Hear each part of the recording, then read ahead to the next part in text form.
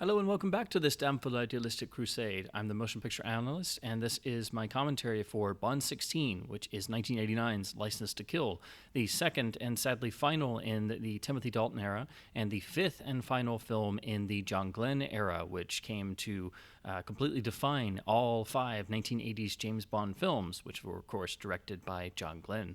It was also the last film to have the writing partnership of Richard Maybaum and Michael G. Wilson. However, that became actually the source of one of the film's many production issues, which unfortunately did, show their hand in the final film, but are often not discussed as often as they should be to explain the film's lack of a very positive reception, and especially lack of a really good domestic box office here in the U.S., where it really was drowned in the extraordinarily competitive summer release year slate of 1989, where it practically got destroyed by the other major hitters of that year.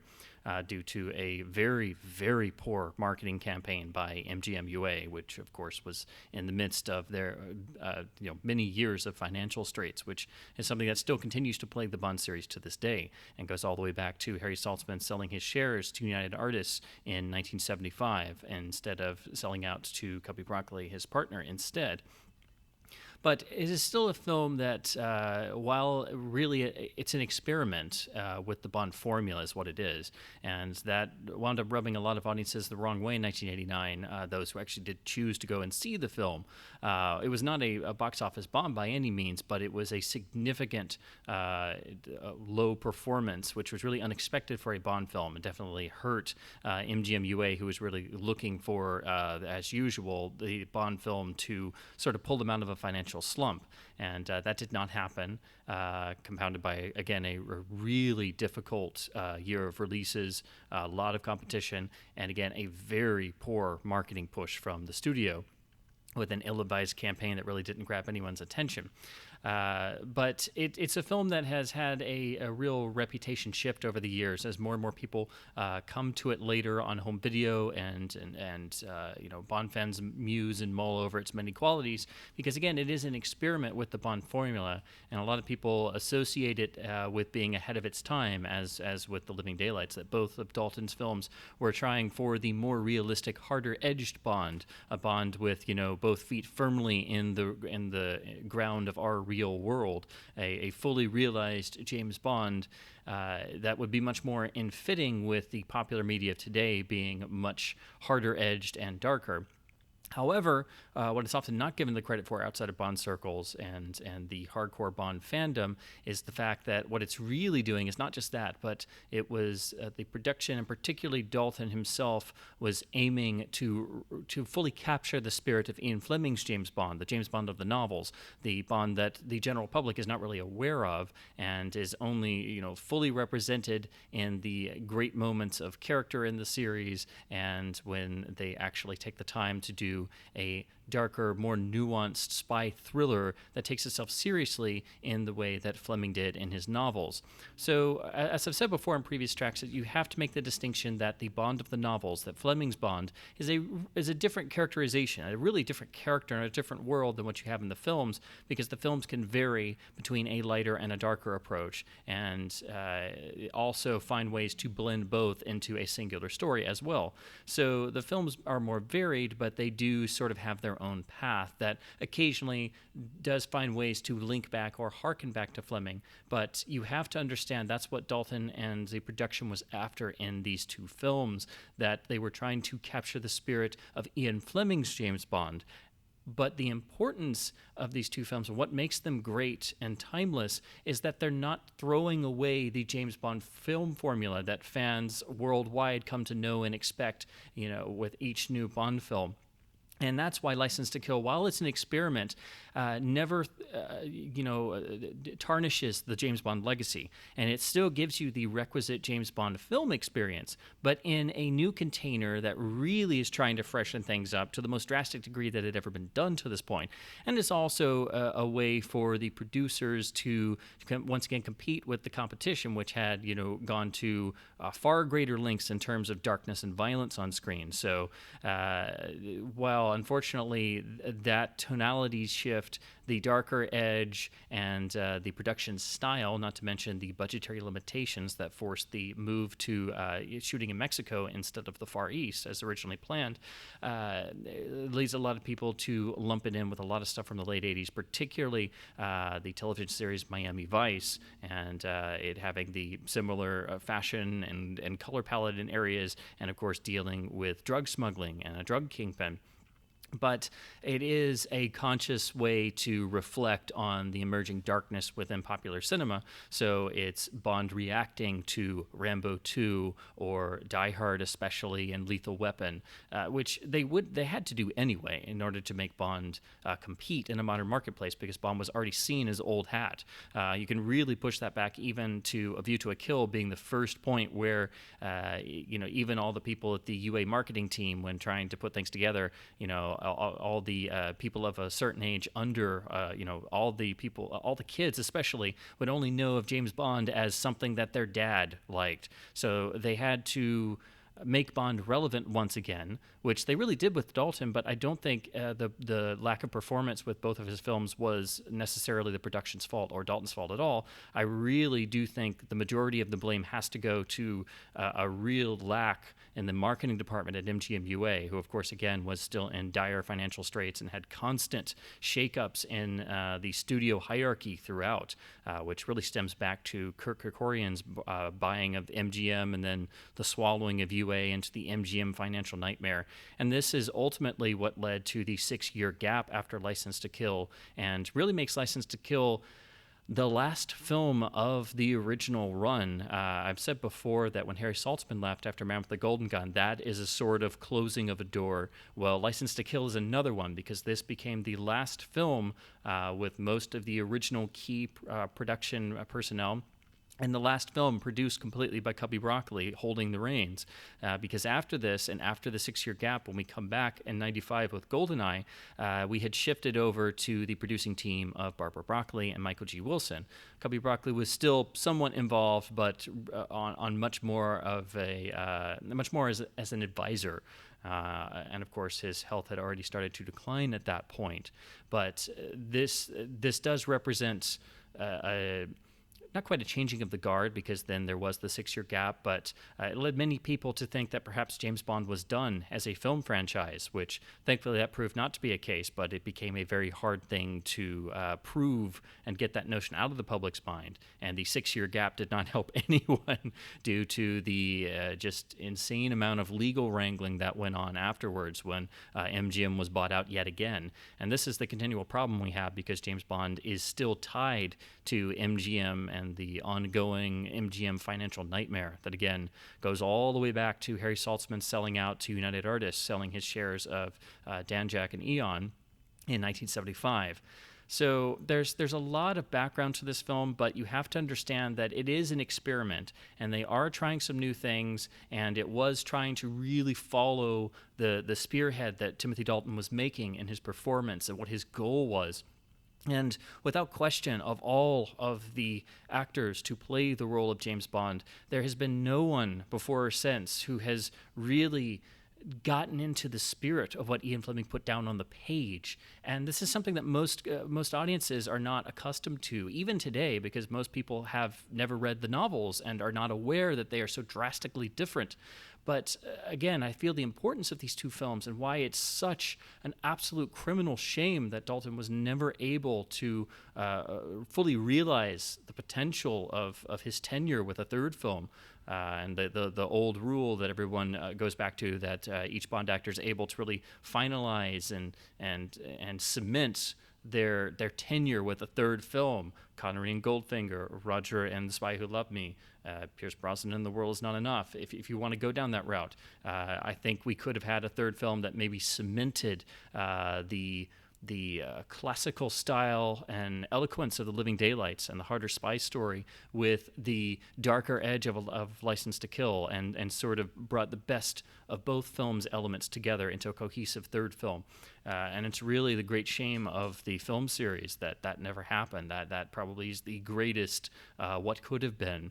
And we would have gotten the third Dalton film, say, in about 1991 or into early 1992, for example.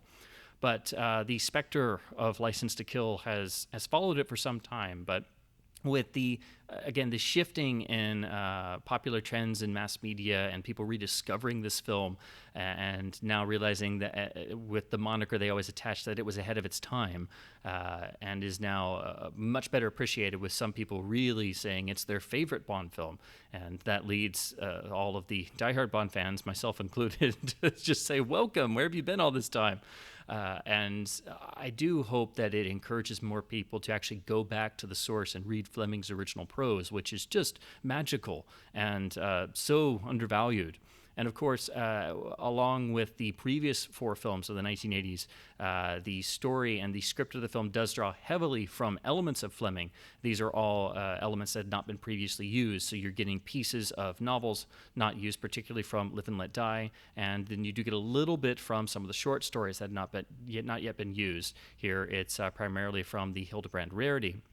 But I'd also go ahead and make the point that I think stylistically, since this is experimental and it's Bond gone rogue, and he's in a more southern, hot, tropical climate in Mexico for most of the film, and I should say the mythical Isthmus City. It really, to me, has a lot of feeling of Fleming's final James Bond novel, which is The Man with the Golden Gun, which, although it's not Bond gone rogue, it's Bond on a mission having to prove himself after a fantastic opening with Bond being brainwashed and attempting to assassinate M, something that it wasn't referenced again until Die Another Day, and that was just a brief flash, really. But the whole feeling of Bond's character in that final novel, Fleming himself always said at that point he was out of puff and zest, and so it was really never formalized past a first or second draft. But it's a fascinating novel, and Bond is very rough in places. The novel feels very rough, and I can't help but link that to the inherent rougher quality of License to Kill, which is refreshing to see. It's not a perfect film, but I feel a lot of that roughness and a lot of the production hurdles actually help to fit the film stylistically, because it is Bond gone rogue. It is Bond off the rails, and he's at his most human in this film. I'd make the argument Bond is more human here and has more failings and more human qualities here, as he did in The Living Daylights. It's inherent in the Dalton performance, but here it's magnified, and so it's probably Bond at his most completely human since On Her Majesty's Secret Service. But I will try to get onto all this stuff within the commentary. This is sort of my pre-ramble, as I like to call them, before I get into the film, because I've found trying to cover all this stuff and do a running scene-by-scene commentary with character analysis and stuff, it's so hard to try and get everything in there, and these are not professionally recorded. It's just me sort of winging it as I go along with the film. So please do keep that in mind, and hopefully you can bear with me as it's just me babbling into a microphone.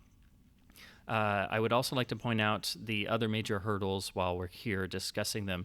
The biggest one, and one I think causes most of the story problems, is that due to the 1988 Writers Guild of America strike, which harmed a lot of films from 1989, Richard Maibaum was not available to write after the outline that he helped create with Michael G. Wilson. So this is basically Michael G. Wilson, the producer, writing the film solo. And this is not to bash him in any way, because there's still much greatness within the film. But I do think it did need more drafts. It needed more refining. And you do miss the voice of Richard Maibaum. And of course, this proved to be his final involvement whatsoever in any Bond film. And the difference compared to the previous film, The Living Daylights, is really, it really stands out. This film doesn't have the eloquence of The Living Daylights, and you don't have that same level of the Bondian character at 100% throughout. There are some questionable elements of the story. There are some things that don't work in License to Kill, but nothing detracts from it to really take you out of the story or be, outright bad or anything. But I do think you can feel that it did need more polishing, and there are some things I'll try and point out that do kind of stick out a little bit, and do kind of ruffle some feathers. And even for myself as a giant Bond fan, there are some things that do kind of feel a bit of out of place. And this goes hand in hand with the fact they were fighting against their budget, because MGM UA had never increased the budgets throughout the entire 80s. So they stayed relatively the same and didn't account for inflation. So they were still costing the same, 32 to 40 million dollars, but we were now at the end of the decade, and inflation had really set in. So they were really having to find ways to cut corners and save money where they could to still hit and not go over their budget, which had again not been increased as it should have over time. So this led to them eventually settling on shooting in Mexico, which caused its own problems. At Churubusco Studios in Mexico City, they wound up having to construct a lot of their own studio space. And while, again, I do think the production design does fit the tone of the film, as does the look, the aesthetics, the actual nuts and bolts, do make it look like a cheaper film, which is something that even critics at the time notice and everybody likes to point out, which again makes people make the TV movie linkage, and they immediately say, oh, it's James Bond Miami Vice, which again is unfair because some of the stuff does fit intrinsically with the film being purposely rougher, but it does lack the traditional polish we expect from a James Bond film, from an official Eon Bond film. And that's something that they don't really do as much in the modern era, but just the traditional idea of a Bond film having polish and being larger than life, it's not really here. And it wasn't exactly the same standard in The Living Daylights that people think of, because that was a much more realistic and grounded film, but it did have the moments of grandeur, and it had the eloquence within, which felt right out of Fleming's prose. It had the Fleming swoop of his narrative style. And License to Kill ultimately, I think, delivers on this, but it's a different way. It's done in a different fashion. And again, License to Kill is an experiment with the Bond formula. How far can we go? How dark can we go? How much of Fleming's Bond can we get in here to follow what Timothy Dalton's doing with the performance? How can we support him? And how far can we go without abandoning the formula and abandoning the tried and true? So that's kept as a foundation. And ultimately, on the whole, as a film, it does work incredibly well. All the nuts and bolts in there are there. John Glenn still is an incredible craftsman as a director and able to hold down the fort, as it were. It is a film ultimately that, you go in seeing it again, you do wish that things were better. You wish the story was a bit more polished, but there are great riches within the film, and particularly for diehard Bond fans, and most especially for fans of Ian Fleming's character, who is often not represented in the films or only in flashes, and the spirit of which had been really kind of lost over time, and we'd gotten in fits and spurts, and they've been trying to stick to that throughout the 1980s, and succeeded to a relative extent, I would argue. But here, that comes to its full fruition, and that was really off-putting to a lot of audiences who did see the film in 1989. So it's very refreshing that the film has had a sort of about-face in terms of its reputation, and now it's seen as being a great entry and sort of an underdog. And again, the moniker ahead of its time gets thrown on it. But unfortunately, now it's starting to sort of eclipse The Living Daylights, which is now the Bond film that's most in danger of becoming the forgotten film. And while I do feel License to Kill is nowhere near as strong overall as The Living Daylights, it is an experiment, and you do have to keep that in mind. And once again, it was not distributed very well. It did not have the budget it really needed, but the production team managed to make a fantastic adventure film with incredible stunt work and a really nice sound mix for the era that does make it compete very well. And in fact, I would make the argument that compared to the other major films of 1989, it really does hold its own, even though it does have issues. Because, again, as I pointed out before, the 1988 Writers Guild strike really did hurt a lot of films, including the two major films of '89, Indiana Jones and the Last Crusade and Batman, which both suffered in their writing because of the Writers Guild strike. So it wasn't just isolated to License to Kill. It did hurt everyone, and you can see that reflected in all the major films of 1989. But License to Kill just got really lost in the shuffle, and I don't think it got credit for what it was trying to do. I think had it reached a wider audience that was more accepting of trying to do something a little different, I think it would have the much better reputation that it has now. It's just a shame it's taken so long to get this far. So with that, go ahead and go to whichever version of the film you wish to watch along with. I will be using the uncut version of the film, which was finally released in most territories in 2006 with the Ultimate Edition DVD. The film was edited due to its much more graphic violence and content in various territories. In the US, we got the PG-13 edit, and the UK, they had a completely different edit. And there were other edits throughout Europe and other countries. So the actual runtime of the edits is not very much. So if you're looking at another copy of the film, it probably won't get off-sync that much, but I wanted to put up this disclaimer because it might cause some discrepancy with the syncing to my commentary track as I'm going along. So the uncut version is the version that's available everywhere now on streaming, and it pretty much became the standard version from 2006 onwards. So if you're looking at anything from 2006 or later, you will be looking at the uncut version. If you're looking at the Blu-ray, the Ultimate Edition DVD, the streaming version, you'll be fine. It's anything before that, it's primarily the US PG-13 edit that's on most video releases. The uncut version was released once before in Japan on the Pan and Scan Laserdisc, the first Pan and Scan version. So if you happen to have that very rare disc, outside of the side breaks, that'll sync up perfectly. I think it was also released in Germany in the PAL format around that time as well, but that was about it. So that was the only way until 2006 you could see all the extra little bits of gore and things. And honestly, it's not all that much. The biggest thing is the final edit in the final explosion with that little bit of film being gone. There's a very glaring jump cut, which I'll mention when we get to that at the climax. That bugged me for years because it was really noticeable. So that's the thing I'm most grateful that has been restored to the uncut version. But I wanted to mention that really quickly because there is that one discrepancy. So if you're looking at an older version of one of the edited, censored versions, that's why you might lose the commentary track sync just a little bit. But again, shouldn't affect very much because the edits were relatively minor for the most part. I would also mention, if you have the option, please do select the film's original 2.0 Matrix stereo mix. This film was released in 1989 with a Dolby Surround stereo SR mix in the brand new Spectral recording system, which had much greater noise reduction capability. And the mix itself, while I thought The Living Daylights had a great mix for the time, License to Kill has an outstanding Dolby stereo track that is actually far better than the 5.1 up mixes on the modern releases, leaving the US 1994 Laserdisc my favorite version audio-wise, even though it is still the PG-13 edit.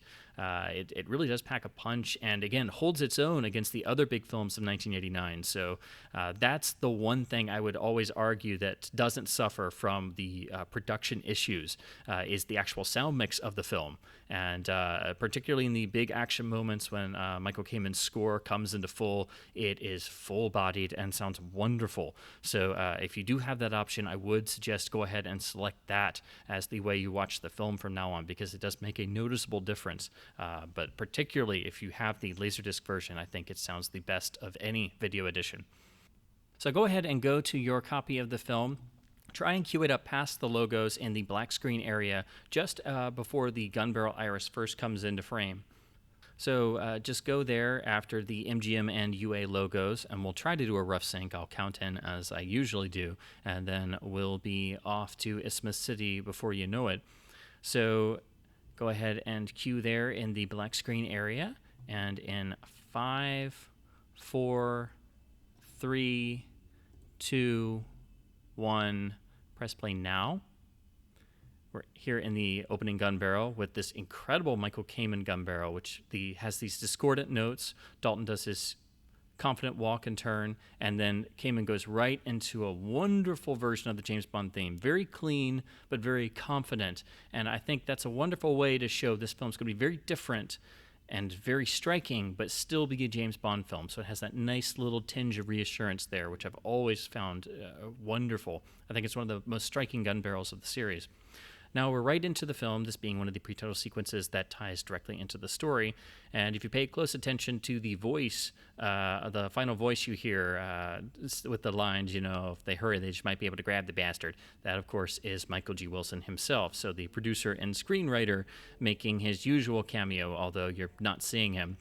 Apparently, the hands there you saw are supposedly Michael as well, so I guess you do see his hands in the film and you hear his voice. He is known for making cameos in the films. It's sort of a blink and you miss him. Now we're introduced to Bond in the film, and returning once again after a long absence since Live and Let Die, we have David Hedison playing Felix Leiter, who is unquestionably, I think, the best Felix Leiter outside of Jack Lord and Dr. No.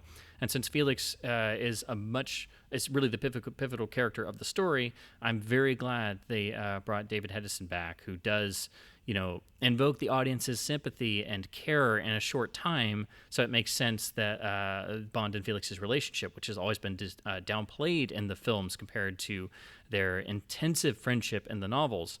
And of course, this entire sequence of Felix Leiter being maimed by, a shark hidden inside a warehouse is right out of Fleming's second novel, Live and Let Die. It's one of the elements from the novels that was not used previously and was built into the film to form the impetus of the story, and becomes Bond on revenge for the scene for the great scene from the novel finally realized in flesh and blood on the screen. This also serves to give us a nice intro to our villain, Franz Sanchez, played by the great Robert Davi. And here you can see right off the bat the sort of grittier feel. There's a contrastiness to the image, and again, the interiors they don't have the typical James Bond gloss. That is something you do have to get used to. There's the wonderful Benicio del Toro there in an early part as Dario, and he does amazing work with very little dialogue. But he and Davi do convey such presence. Davi in particular, I've always loved the quiet little moments he gives Sanchez. He and Dalton really bonded on the film and built a nice Bond-villain dynamic. There's a lift from the Hildebrand rarity there when Sanchez whips Lupe. That is the stingray tail whip called the Corrector. That is from the story. In the story, it was used by the nasty Milton Crest to beat his wife, and that's another lift that only the Fleming diehards are going to get. But that is a nice touch that I've always appreciated.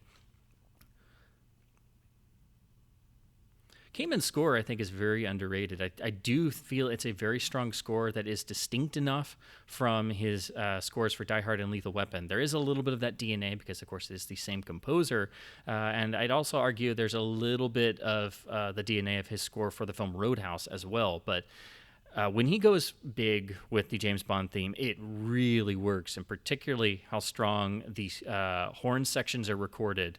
And he has a nice Spanish flair for all of the music in regards to Sanchez here, particularly with the nice usage of the flamenco guitar sounds, which is something I've really appreciated over the years. So it's a very strong score that unfortunately has a terrible soundtrack release in terms of you're getting very little score, very poorly sequenced. I do like Bond is still the observer and left on the outside, but I've always felt this slow-mo shot was a little much. But the gag is supposed to be that they're running up to these pilots who are just, stunned that this DA assault team is here out of nowhere. And I do love the fact that the first instance of a bullet hit is hitting Bond's best man hat. And it's a nice little bit of foreshadowing that, obviously Felix's wedding is not going to go as planned and is going to have a very dark ending. But this shows Bond immediately jumping into the action by staying on the helicopter, and you see the level of commitment that Dalton has always had, but it just in his face as he hangs out of the side of the helicopter. And then, there obviously is some usage of stuntmen, as there should be with any actor, to, keep things safe for the actor and the personnel and to keep the production insurance men happy. But again, the intensity that Dalton projects throughout. And there's nice little moments like this. There's little moments of breathing here that after this point you really start to lose that allow the character interactions to play out. This is Bond meeting Lupe for the first time. Of course, it's played by Talisa Soto. It becomes the secondary Bond girl of the film. But this is just a brief introduction, so their meeting later will allow Bond to make that connection. Sanchez getting away in the small Cessna sets up his ingenuity and himself as the wily character that is obviously you're not going to get the lead villain in the pre-title sequence or so you think, which is why the ending of the pre-title sequence is even more jarring from a traditional standpoint, that the villain actually is captured in the pre-title sequence, and where do you go from there? So even in little things like that, you can see the experimentation that's going on. I love the added touch of adding the sound effect of when the Cessna banks, you can literally see the wings scrape the ground, because it's a last-ditch attempt to get away from this DEA force. And the irony is, had it not been for Bond as the observer, no one would have made the leap of logic to risk life and limb in this incredible stunt to literally go fishing. So it allows Bond and Felix to have a fantastic fishing trip, as they had originally planned, with Bond here for Felix's wedding. Here is the first time Cayman's score goes really big, and this is still one of the great Bond stunts. And again, Dalton throws himself in there. When they did shoot this, Dalton was, obviously in a very safe position to an extent, but him actually getting out there was something that caused much consternation when Cubby Broccoli showed up on the set and saw Timothy Dalton hanging there. It's hard to even comment over this sequence because it makes you catch your breath a bit. It's one of the three great showstopper sequences of the film, and really the last Bond film of the completely pre-CG era, because there are no computer effects in this film whatsoever.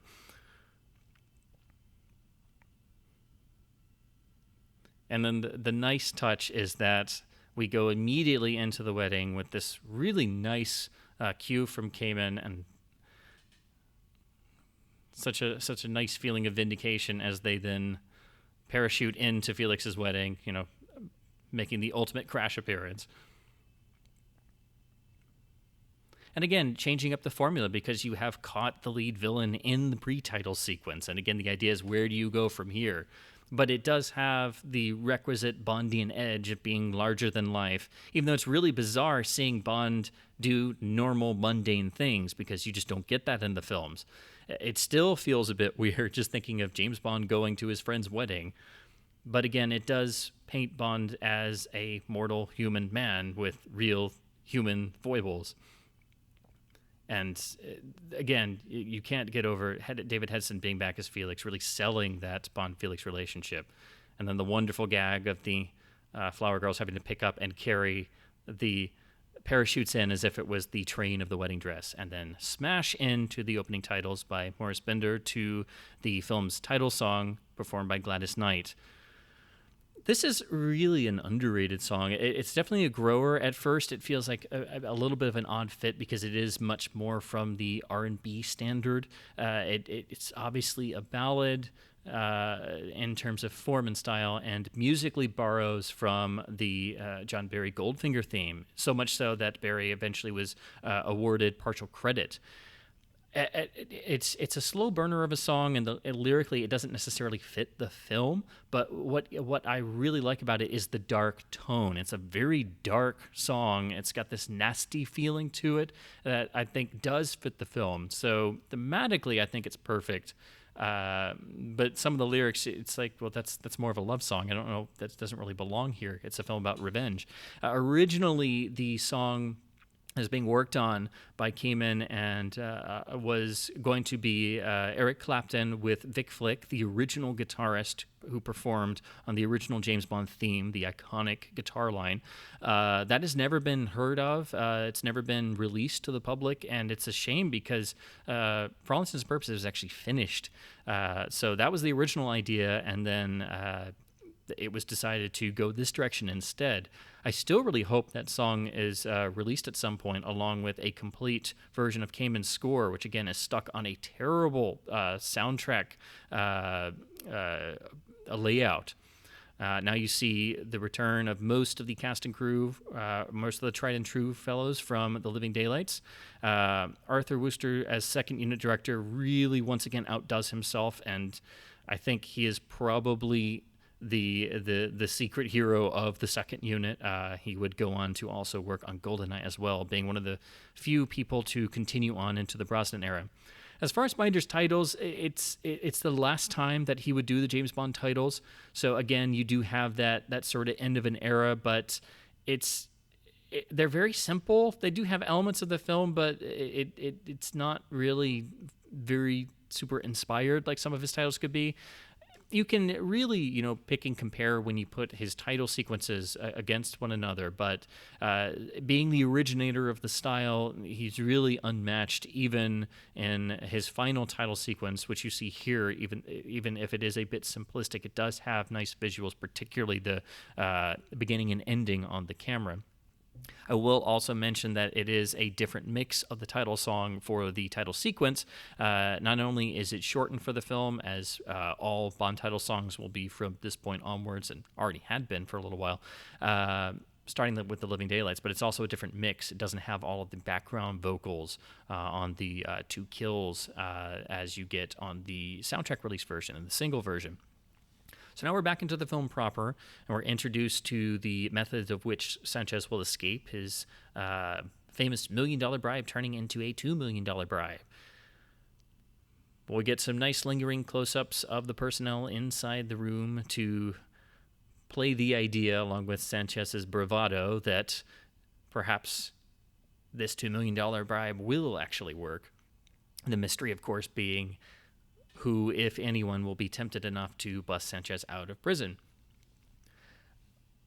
Again, you're going to notice, if you haven't already, with Peter Lamont doing the production design, he does have a great eye for making things realistic and believable, but here in License to Kill, it is definitely it's more mundane overall, but it is a film shooting for a very realistic vibe. But you can't get away from the fact that this was shot not at the usual Pinewood Studios, but in Mexico primarily. It does have a different look and feel.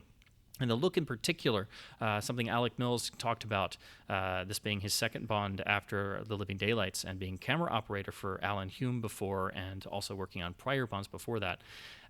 He did go for a contrastier look in this film, a harder look, which also makes the overall image look a bit brighter.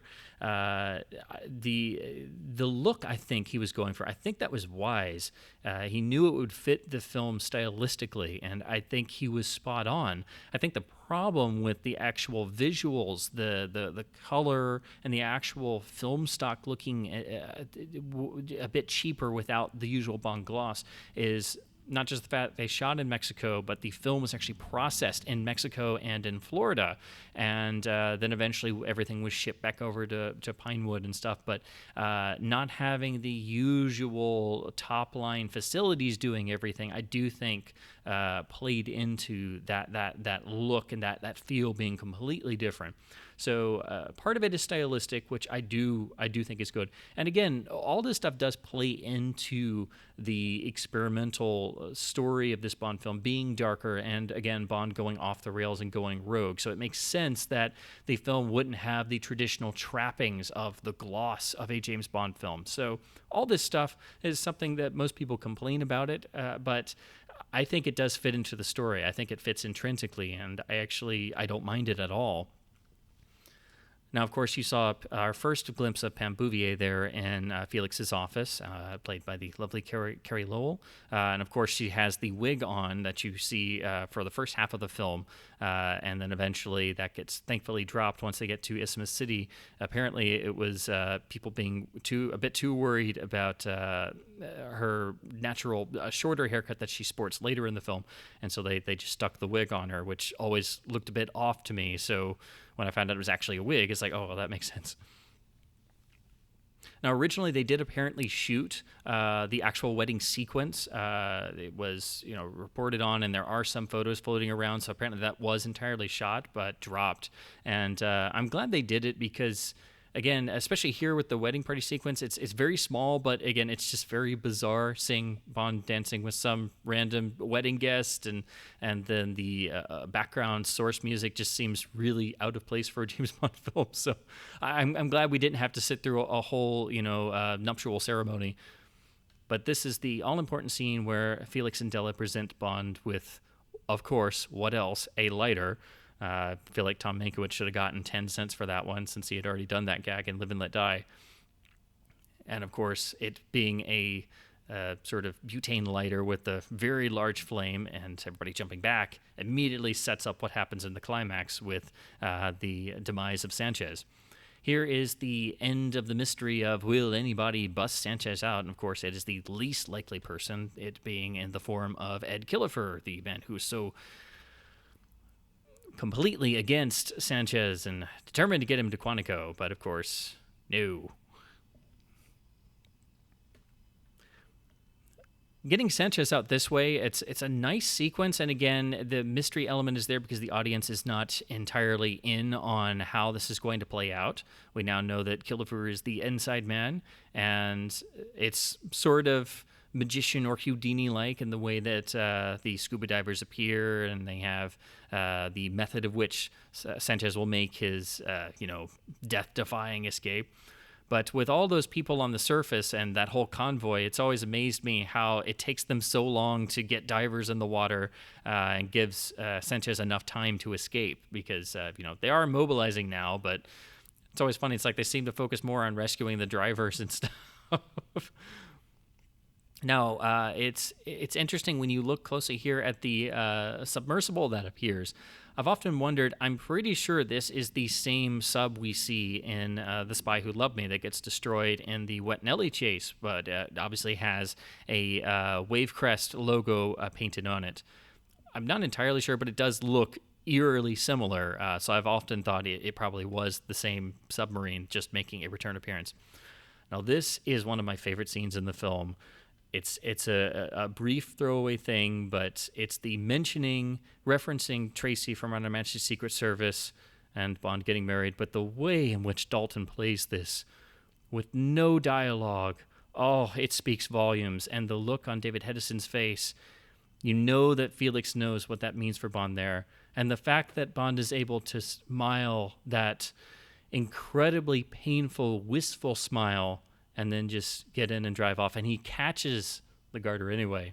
And there's that little bit of tire squeal when he flies out of the driveway. And then we go from that immediate, very emotional moment for Bond fans right back into the story where Felix and Della are jumped by Sanchez's goons.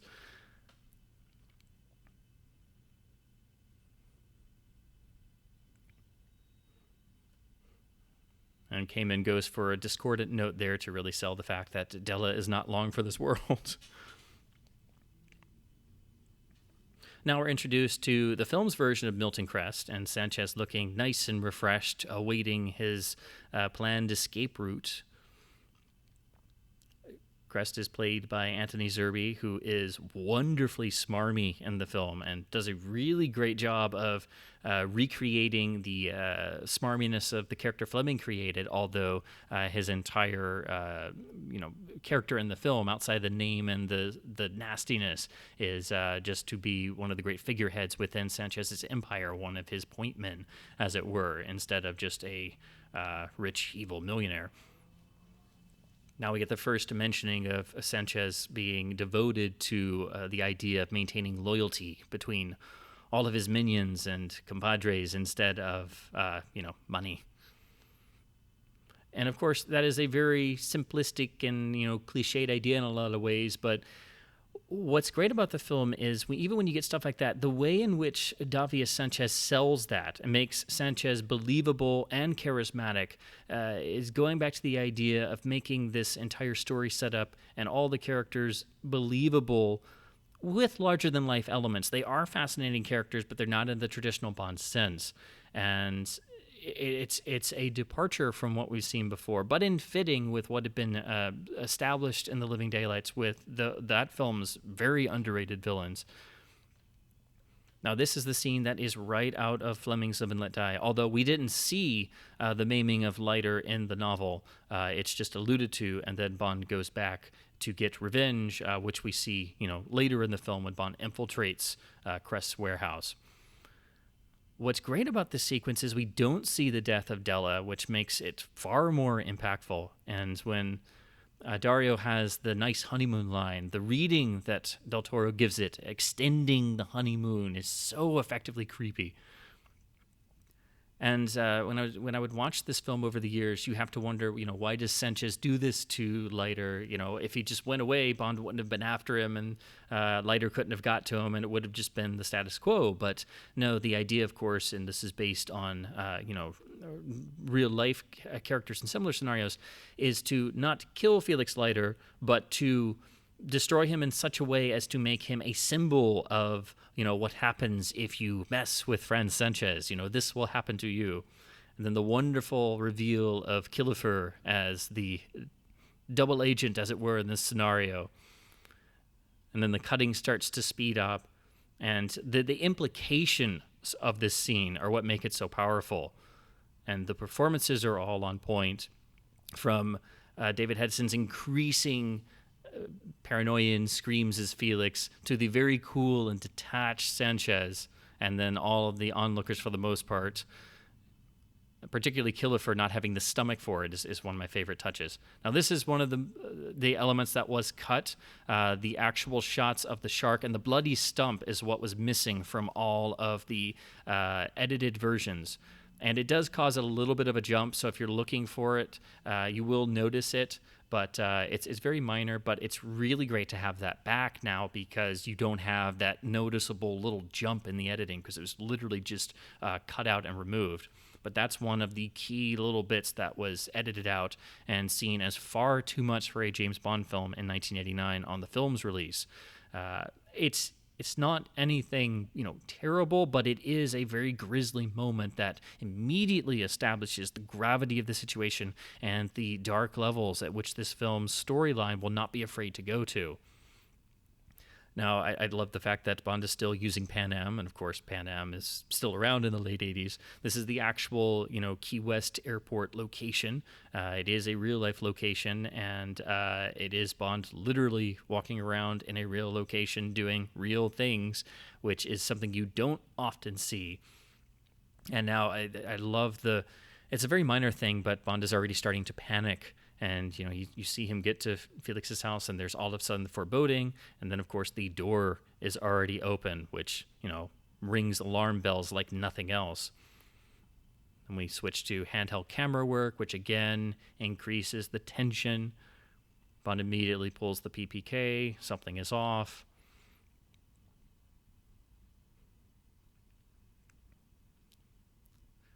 One of my minor quibbles I've always felt, Dalton's reading of Della there is always a little weird, but of course Bond is completely shocked, and you see it in Dalton's face. And the thing that most people don't talk about very often, what sets Bond out on revenge in License to Kill is, revenge for his friend Felix Leiter and the killing of Leiter's wife. But the intrinsic part, and because we've already had a reference on Her Majesty's Secret Service, the fact that Felix's wife was killed cannot help but make Bond immediately flash back to his own most personal, most private pain. So that's just a further impetus for his whole mission of revenge.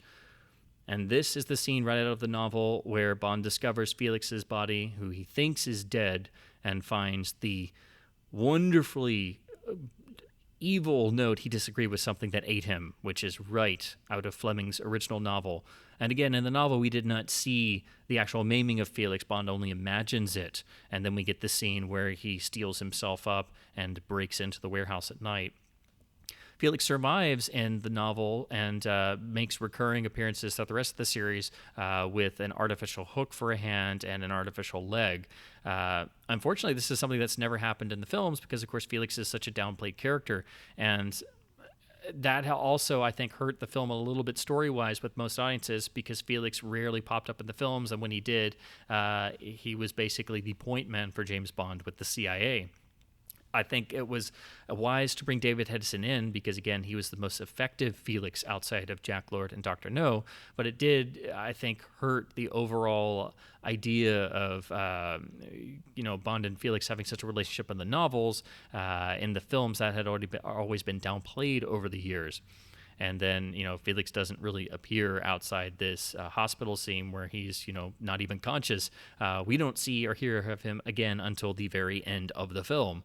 And so it one wishes that he had had more involvement as a character. Again, I think that's part of where some polishing on the script would have helped, but it does set Bond on his mission of revenge, where at first he's being frustrated by the lack of effort from the officialdom of the United States and Leiter's colleagues to do anything. So this is Bond starting to go out on his own, risking the ire of everyone surrounding him, not yet MI6, relying on the help of the wonderful pal figure of the film, Sharky, is played by Frank McRae, who does do a nice job in the film, but it kind of, whenever you saddle Bond with a partner, it does detract a little bit from, Bond, the 00 agent. So Sharky shortly later becomes the sacrificial lamb of the opening half of the film.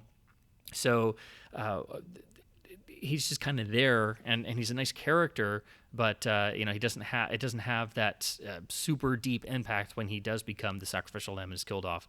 I love Bond using the universal export line and using the scientific name for the great white shark, off the cuff. Bond just throwing off, "I've come from the Regent Park Zoo." And then this nice back and forth with Crest. The aquarium tanks we see is something else right out of Fleming's novel, because, of course, that novel deals with Mr. Big smuggling discovered pirate treasure. And in the aquarium warehouse, the actual aquariums hold very poisonous fish and things, and underneath the sand is where the secret cache of gold is hidden, and that's how he's been smuggling it. Here in the film, it's all containing drugs, so it's part of Sanchez's empire. This is a nice little bit of back and forth. Doesn't accomplish much on the surface, but of course Bond spotting the bloodied carnation from Felix's wedding jacket is what is the clincher that this is where it all went down. So that's Bond's proof, and so he does this nightly assault here. And now we see the sub going off. I've often wondered, when you see the two men go off here, it doesn't look like Sanchez, but one would have to expect that one of the men was perhaps Sanchez, because, of course, they would take Sanchez out first instead of Killefer, who has to wait for the sub to come back. Again, this nighttime raid sequence is right out of the novel. This is what originally happens after Bond discovers Felix's body and gets him to a hospital and such. He steals himself up for the nighttime incursion into the robber's warehouse, again, by himself. So again, we have the addition of Sharky here, which serves as Bond's rescue when he's caught at gunpoint by Killefer. The shark popping up there is the John Glenn traditional animal-based jump scare, which I really hate jump scares, and those really bug me, but it's a John Glenn tradition. He typically liked to put those in his James Bond films somewhere. Particularly, he had a fondness for making it pigeons or doves. So you see that from For Your Eyes Only through to License to Kill. That's the major one of this film, and every time you have to remind yourself it's coming up there. And, of course, that is what keeps Sharky from going into the warehouse sooner, because he's, of course, terrified of being hit by the said shark. So at least it does serve some story purpose, but that's the example of the John Glenn traditional trademark animal-based jump scare. Here we get Bond's discovery of the wrapped packages of drugs underneath the genetically engineered maggots. So the cover story Crest was going on about actually does exist, and we get the nice, gross, squishy sound effects as Bond digs in there. Of course, if you look closely at the maggots, it looks pretty much like a bunch of different pasta, which I believe it was. But it's a wonderful image, and of course we see the traditional wrapped white sacks of drugs underneath it. Bond is quickly disarmed and almost humiliatingly by a warehouse guard. But I love the fact that he's able to keep his head, think on his feet, and use what's at his disposal, which is the maggots. And then the wonderful touch is dropping the guard unconscious in there, and the bon appetit one-liner, and just the idea of the guy waking up and find himself being, slowly eaten alive by maggots is just terrifying in ways. And now we get the shootout sequence, which, again, this is what happens in the novel between Bond and the robber, who is above him on the catwalk firing away. So it is nice to see stuff that you do recognize out of the novels transposed into film and worked into a new story. But again, this is using direct Fleming elements that had just not been used before, and they were at this point reduced to using short stories and just the little chunks that had not been utilized in the previous film adaptations.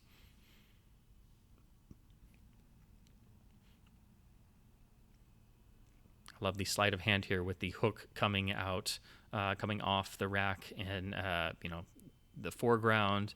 Then we see the flash of the electric eel sign, and we know exactly what's going to happen, and we get the nice buildup of anticipation for the classic guy gets pulled into an electric eel tank.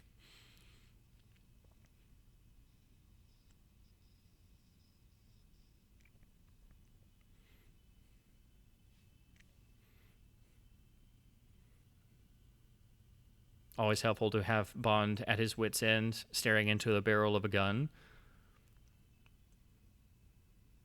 The tete-a-tete between Bond and Killefer here is wonderful. And Dalton has that wonderful dark edge in his voice and that seething rage along with the level of self-hatred because he's gotten caught. But of course, Sharky has the perfect opportunity to come in just in the nick of time.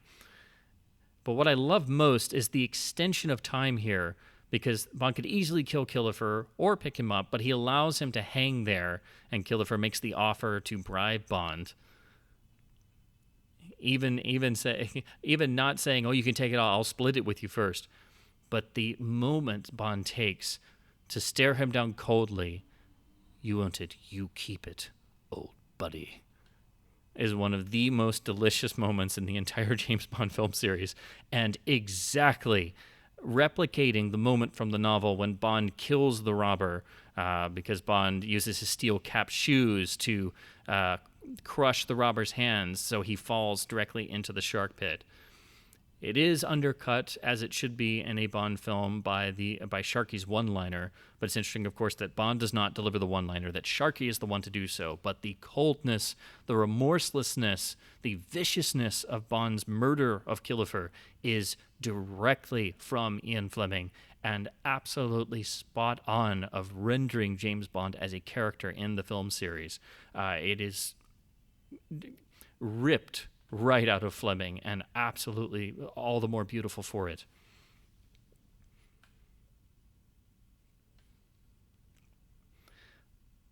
The scene of walking around Key West here it always makes me think of the similar scenes of walking around Nassau and Thunderball.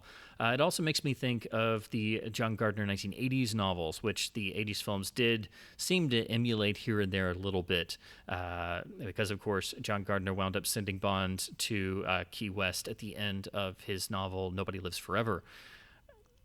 He did actually wind up writing the novelization for this film, which was the first film in the series to have a novelization since Moonraker, so it had been 10 years. But the weird thing about his novelization, he fit it into his continuation world. So you get the very strange bit where Bond finds Felix and is thinking, "Oh no, not again! He's been fed to sharks again." And they basically took ate his artificial limbs off. It's just bizarre. So anyway, now we are at the iconic Hemingway house, and of course it's fitting because Hemingway was an influence on Fleming, and there are some Fleming-Hemingway connections. And of course, Pedro Armendariz, who played Karen Bain for Much With Love, was a great friend of Hemingway's, and became a great friend of Fleming's. So there is a nice connotation there. And we're revealed that this is M, who has had to come all the way to Key West to confront his rogue senior agent, because 007 was supposed to be on assignment earlier. This becomes the now iconic moment where Bond decides to leave the series, and in a way it affirms his humanity. It's very similar to the moment where Bond decides to leave in On Her Majesty's Secret Service. Very reminiscent of the moment where George Lazenby picks up the phone, starts to answer as 007, and cuts himself off and says his own name. It is Bond making a stand for himself, for his convictions, and for his loyalty to his best friend in the entire world. And if MI6 no longer, is in line with his own personal code, then everything else be damned. And this picks up on the nice little bit of political intrigue that is buried in The Living Daylights, where we have the back and forth between Bond and M, and Bond is getting testy, and he isn't one to follow orders blindly. And of course, we have the Hemingway reference with "Farewell to Arms" delivered beautifully. So it's a line I do really love. Its inclusion here, and the fact that it's worked into actually being at the Hemingway house is just perfectly fitting. I've always thought it interesting that the snipers immediately start shooting at Bond, and M's only rationale is to, oh no, don't shoot him. There are too many people around. It's like. Not a, oh no, don't shoot because it's just a misunderstanding. It's like, no, that's how Bond gets out of it. Is the fact that there are too many people around. And of course, Bond is able to retain his PPK, so he is not disarmed and in need of then achieving some weaponry. So he decides to keep his trademark PPK by essentially stealing it away with himself. The little program that it looks like, obviously a Western. I can't remember. I think it may have been Red River or something they had put on the TV in the background, but they didn't have the licensing for it. So they had to come up with some the incidental music, and they put what sounds like a lot of the spear gun effects from Thunderball over it. Now, this scene here with Crest coming to the cabin with Lupe and sort of leering over her is sort of recreating the scenes from the Hildebrand Rarity short story, which, again, it finds Bond on a luxury yacht with the creepy, nasty Milton Crest and his abused wife. So this is very reminiscent of that, and is pretty much doing that idea and setting up the idea that Lupe is on the boat and will be somewhat of a witness to what goes on, but then in her complicity in Bond's argument by her not telling Sanchez what actually happened.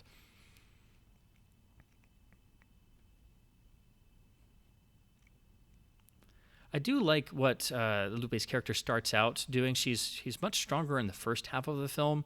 I think she's the weak link in terms of the characterizations in the film, because after a certain point, she kind of just becomes the standard damsel in distress, just kind of hanging on. Particularly the love relationship with Bond seems rather forced. It's just, I think it's the characterization that suffers the most and needed more polishing, because she's basically a character that is out for self-preservation and seems reminiscent of Domino and Thunderball in that regard, that she's the kept woman, but obviously, unlike Domino, she's well aware of the scenario she finds herself in and the imminent threat to her life should she make the wrong move. So she is a character looking for the escape or the way out when that appears, and recognizes that Bond is potentially that, which is why she maintains her silence and doesn't corroborate Crest's story later on in the film.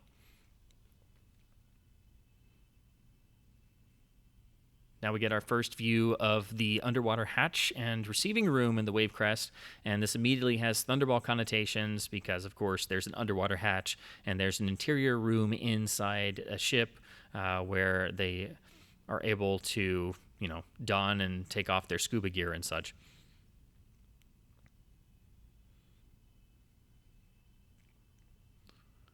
And of course, the Sentinel is used for covert drug smuggling later on when the plane appears to do the swap. So that way it's deemed far enough away from the Wave Crest anchored in the ocean. So if anything being observed, it would be, deemed impossible for them to do anything, because there was obviously nothing going on from a far distance, because they wouldn't be seeing the Sentinel on the sea surface. And we get our first glimpse of the depressurization tank, which sets up its usage later in the film for the goriest death in the entire series. And we see the first glimpse of the giant packages of wrapped cash, explaining why they turn up later and what's going to happen. But it's just nice little elements that show that Bond is observing everything around him while he's infiltrating the Wave Crest, and then he's able to add this to further his scheme throughout. It must be taken into account that story-wise at this point, Bond is literally flying by the seat of his pants. It's his skills and his determination and his ruthlessness in his quest that carry him on, but he's not necessarily thinking not to say he's not thinking straight, but he's not thinking with his usual resolve. He's on edge, and this does have real costs, as we see later in the film, where it causes the deaths of not just the Hong Kong narcotics team, but also MI6's agent in Isthmus. And that is something that Bond will have to carry that guilt throughout the rest of the film, and it's elements like that that help him realize the cost of his actions.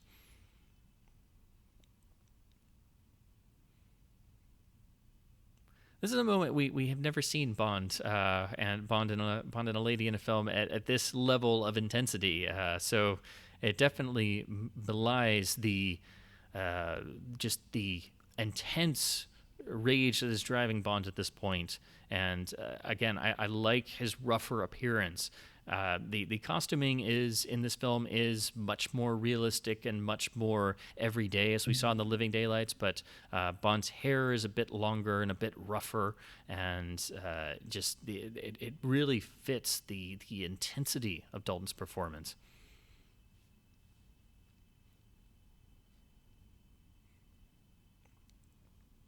Now we get the linkage to the pre-title sequence with Lupe bearing the scars of the corrector whip, which again is from the tail of a stingray. So perhaps it was fitting that Bond uses the manta ray disguise. And now we have poor Sharky's exit from the film, just hung up with the other sharks they caught. So it's a very... admittedly, it's a very funny, very dark gag, and of course the line, his name was Sharky, and he's literally hung up like a shark next to all the other sharks. It definitely gets to you, and it definitely gets to Bond. And of course the line, just his intensity here. It's like if Sanchez was there in the room, he would be dead. Like there's no Bond makes no bones about what his goal is at this point. And since Sanchez is obviously not on board, Bond is immediately going to take revenge for Sharky by using not just a spear gun, but an explosive tip spear gun.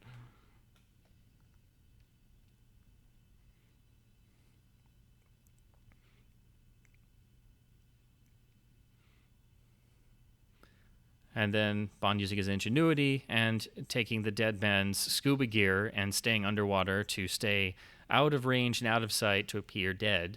Very reminiscent of the similar scene in For Your Eyes Only after the keel hauling, where Bond and Melina swim down to the temple ruins and share her scuba tank that she had left there. Also similar to Bond using the air in the tires of the Rolls Royce in View to a Kill after Zorin attempts to drown him with Sir Godfrey's corpse in the lake.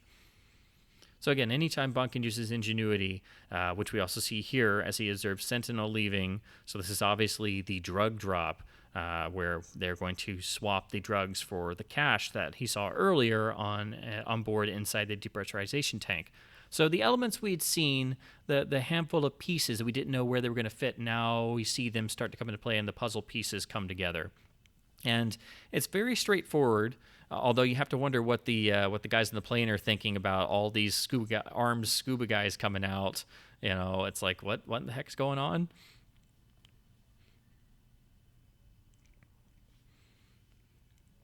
Another notion that comes up in this sequence, we see Bond not just stop the Sentinel, but open it up and actually start to destroy the drugs inside.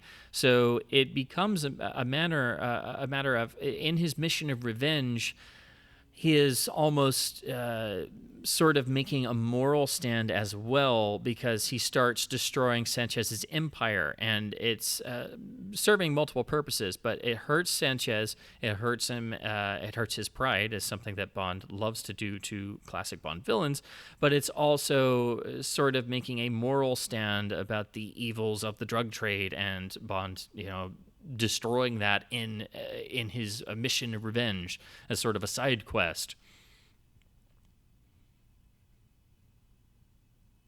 And of course, the shot earlier of the air regulator shows already to the audience that Bond is very low on air, so he won't be able to stay submerged much longer, which adds to the dilemma of the when he is confronted by the multiple divers, the fact that he doesn't even have much air left at all.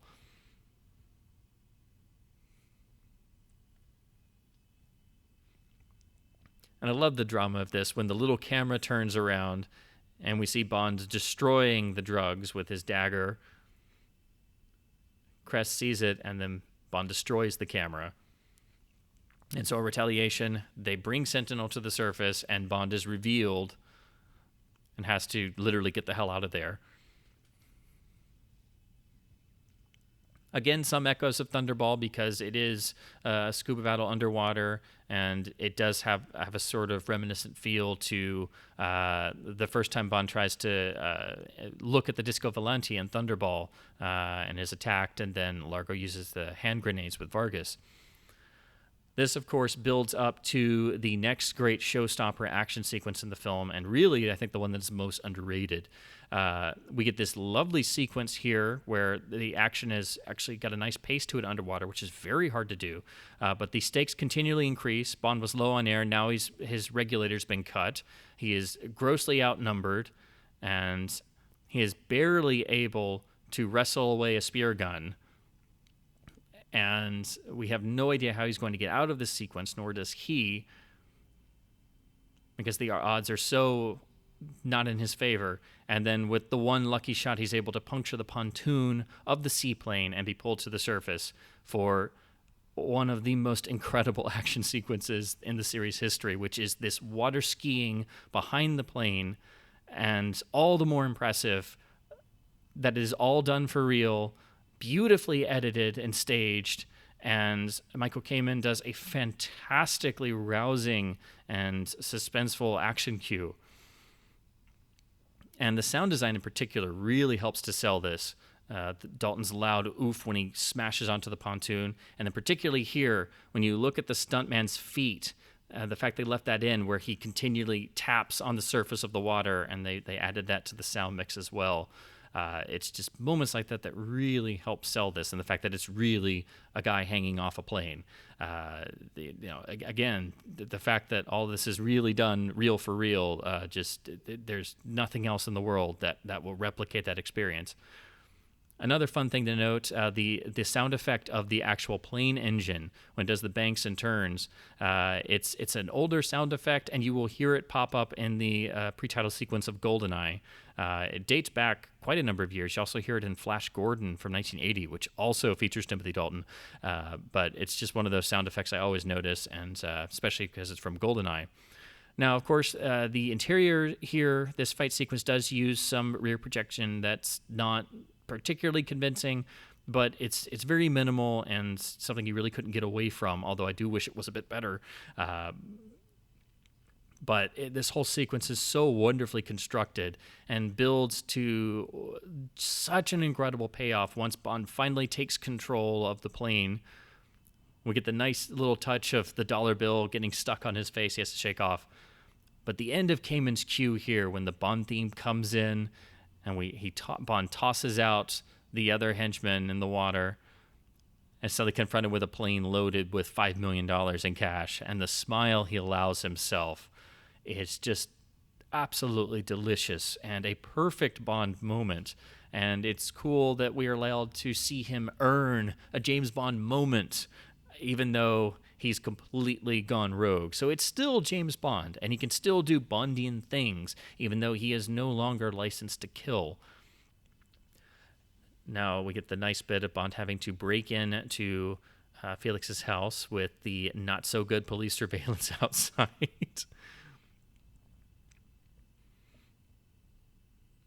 Of course, it's always fun going back to a set we'd seen previously, but seeing it from another angle. I love the touch that Bond actually puts the flashlight in his mouth and, of course, knows where Felix put his backup disc. Of course, being a Laserdisc fan, this is the one major view of Laserdisc that we get in the series with the Laserdisc drive for Felix's computer. And now Bond will review Felix's notes, which of course Sanchez now has because they obviously got the master file, and so Bond is the only one who will know what Felix had in his files otherwise, because he's the only person who knew where the backup was. Get the nice touch with Kamen's score when Pam's name is revealed as the only living contact of Sanchez, the only living informant.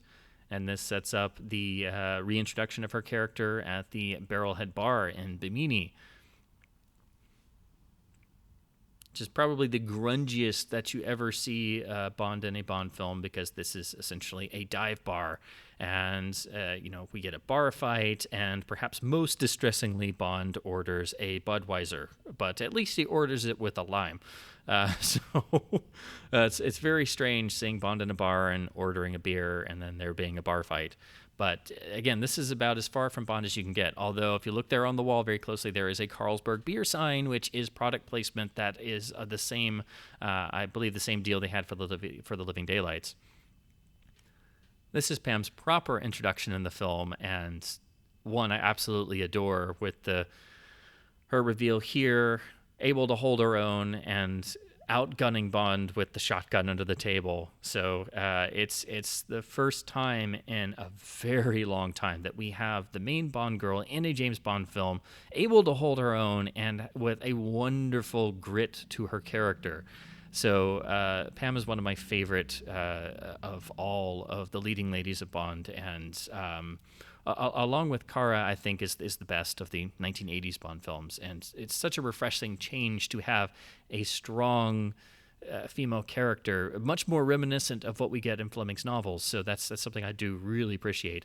And they did also maintain the greater focus on Bond romancing the lead female character, as we saw in The Living Daylights, although it doesn't really have that same romantic edge. You don't have Bond sleeping around with everything that literally moves, as most people are more used to. There's a nice bit of a suspenseful build in this sequence before the violence actually erupts, and Bond meeting Dario, which sets up how Dario is able to out Bond later on. Unfortunately, that means Dario disappears for the majority of the film and doesn't really pop up again majorly until we get to the final act of the film and going to Sanchez's secret drug lab.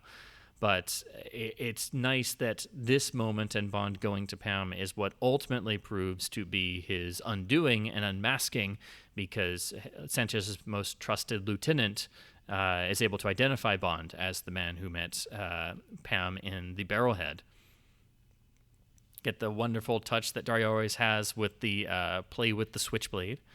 And now we get a full-on barroom brawl that, while it's a little bit silly and we have the whole business with the swordfish and Bond almost getting skewered by a giant stuffed mounted swordfish, it's well done. It's a nice little scene, and Pam gets to bash guys with a shotgun. So it's fun, and it's a bit different. We'd never gotten a fight in a Bond film that was this grungy. And again, yes, the swordfish is a little silly, but it's kind of fun. As is the way the gag is finished. It's nice to see Bond get a little roughed up, although it's strange that he just gets punched and knocked down by a random dude in the bar.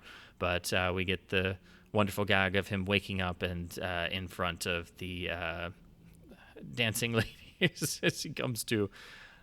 The joke I love, and it's so silly, but once Pam blasts the hole in the wall, you hear the background track Dirty Love slow down in the same way you do as when you're a kid and you're playing with a 45 record. So if you pay close attention, you hear the vocal even go. It's a very minor thing, but it's a joke I really love in the sound mix. Get the first appearance of some of the music for Pam's theme there. She's shot in the back. And thus Dario thinks that he has achieved his mission and eliminated the last surviving informant. Nice bit of Dario's sadism there with that wonderful grin he has. And I love that this is built into Pam's character, this reveal that she's wearing a Kevlar vest and she's completely nonplussed by being shot at point blank range. And then we get this nice back and forth about professionalism, which is kind of fun.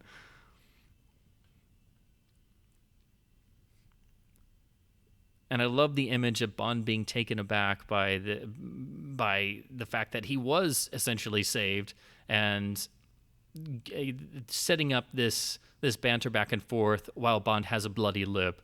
And then at the most inopportune moment, that's when the engine quits, because of course the gas tank had been hit. And Bond has to admit that he's beaten. They must have hit the fuel line.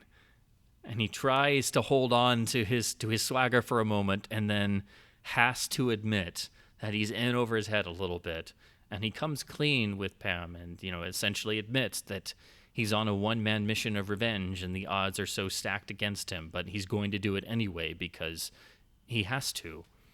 And she recognizes this, and it's a nice moment, and it does serve as the foundation of the relationship they're going to have over the rest of the film, and of course culminates in a traditional clinch fade out into a love scene. But I love the setup for this, and I love that Bond has to admit that he's literally flying by the seat of his pants, and that it doesn't make any sense, but he's got to do this.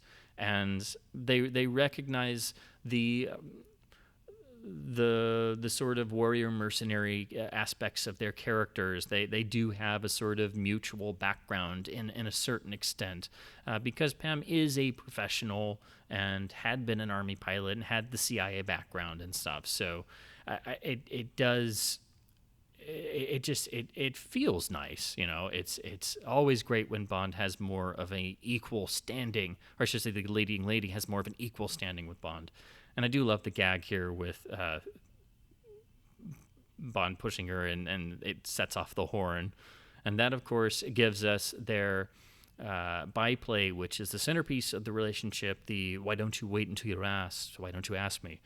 And we get that wonderfully reversed in the climax of the film. So it's nice that it's set up here first. So now we cut back to the traditional M's office scene, and here you really get, I think, the biggest example of how much the production was hampered by shooting in Mexico, because they had to redo M's office, and it is pretty much the same design, but it just looks really weird. And unfortunately, this is Caroline Bliss's Moneypenny, who starred in The Living Daylights.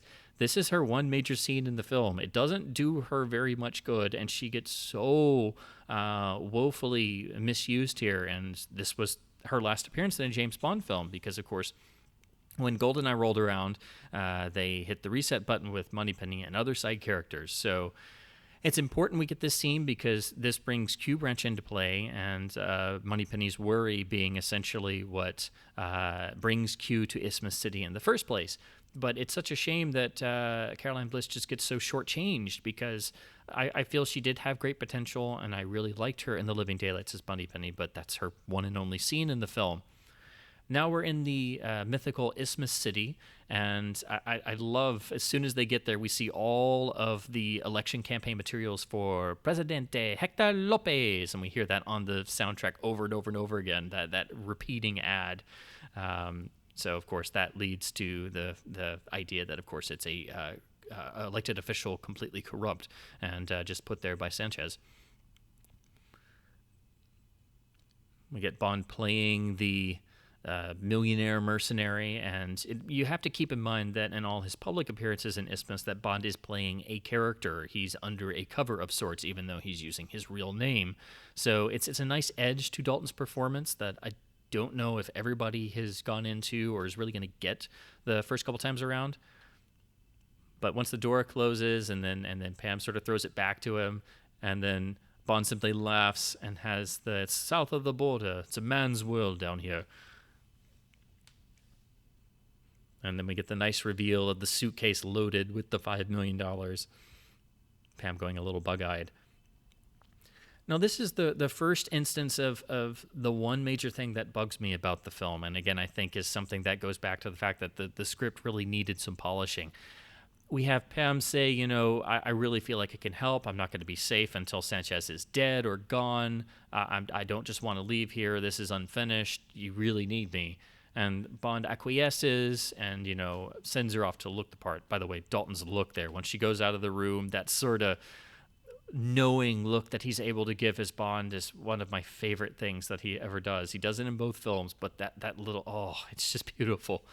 But it's something that whole notion of Pam and then later Q as well, wanting to do more and Bond sending them away. This happens several times, and it's like once it happens the first time, it's like, why did we have to repeat that? So if you'll pay close attention, you'll notice that happens at several points, and it's very repetitive. So again, I don't know why Bond would continually send away his help. Like, I know he wants to do everything on his own, but it just kind of feels really weird.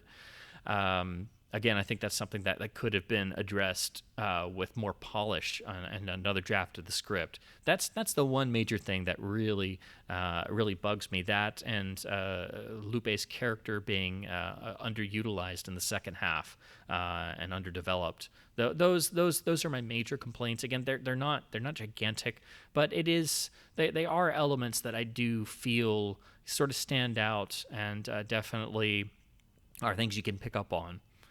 Now we have the reveal of Pam's makeover, and finally she doesn't have that annoying wig on and has her natural shorter hair. And we have this sort of in-joke with her being named Miss Kennedy, although that's going to be much more obscure nowadays. Again, Bond is playing this role where he's, the British high roller just swaggering into Isthmus City, throwing around a lot of cash, and he's trying to establish a grounding for this performance he's going to give to impress Sanchez and to be brought into his personal domain. And now we're introduced to more of Sanchez's empire and how he achieves the drug trade. We're introduced to the Professor Butcher, played by the incomparable Wayne Newton, who is beautifully cast here in a very improbable role in terms of who you would think to cast in this. Very much in the same style as casting Jimmy Dean as Willard White in Diamonds Are Forever. It's absolutely inspired. And I always hate that this is such a minor background thing, but it's such a hilarious idea and really plays on the notion of the rise and corruption and the televangelists of the 1980s. So it's being a bit topical, but it's a very hysterical gag and actually seems like a very interesting way to set the drug prices and something that's obviously not going to be easily detected. And we got our first glimpse of Truman Lodge there as Sanchez's financial whiz kid.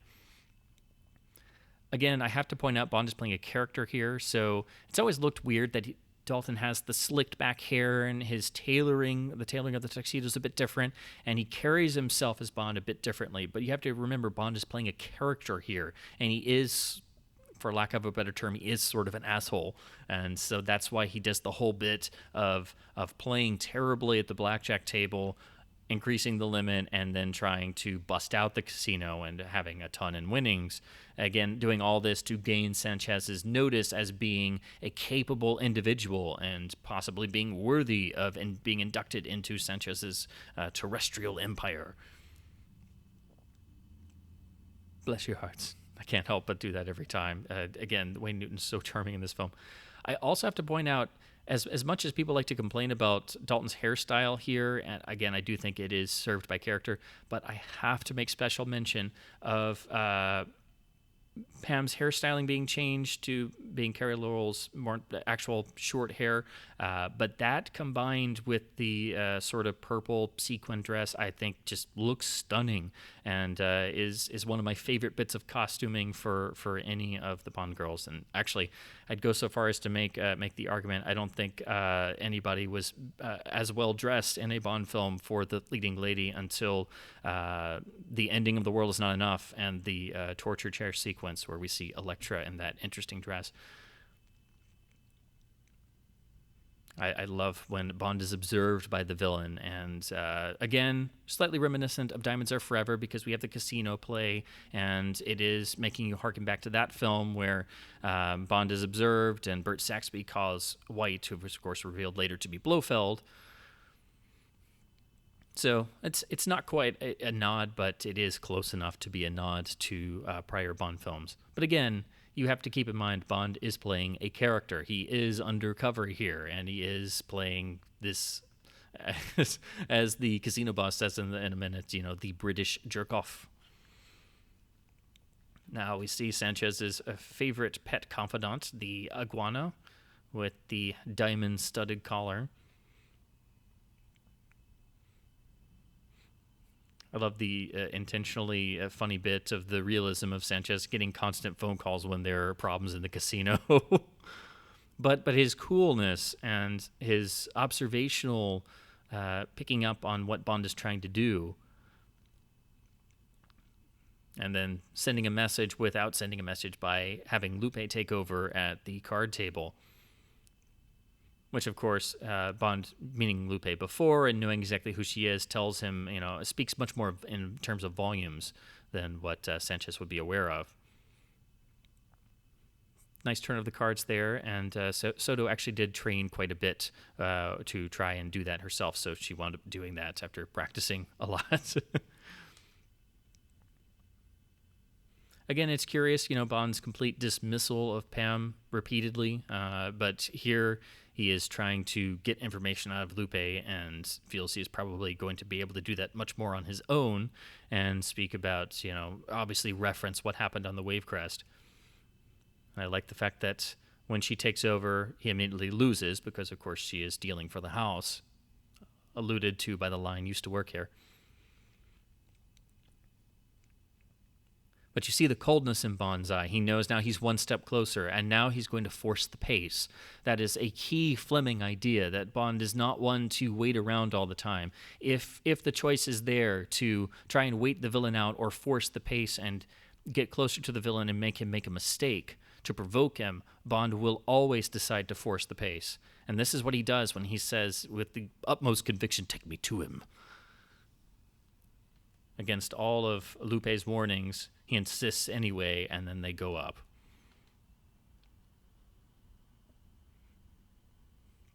Again, you can just see the intensity in Dalton's eyes when he says that. and he does this little inward shudder, like he breathes heavy first.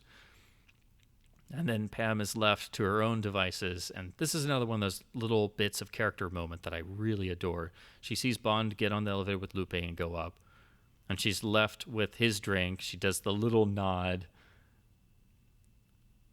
and then makes the sour face because it's too strong. It's a nice little bit. It's one of those little moments of character that you don't really get in films anymore because everything is moving so fast. So I really appreciate that you still have them here in License to Kill, even though it is the more experimental Bond film. And then Bond is brought in to Sanchez's domain, but then has to wait for the show to finish. So he's getting a glimpse of Sanchez's inner workings, and Sanchez is making a calculated move in doing this because he's ostensibly exposing part of his empire. And Bond is able to walk over to the window and check out the glass to see that it's Armored Light 3. And he, of course, would need a cannon to get to him.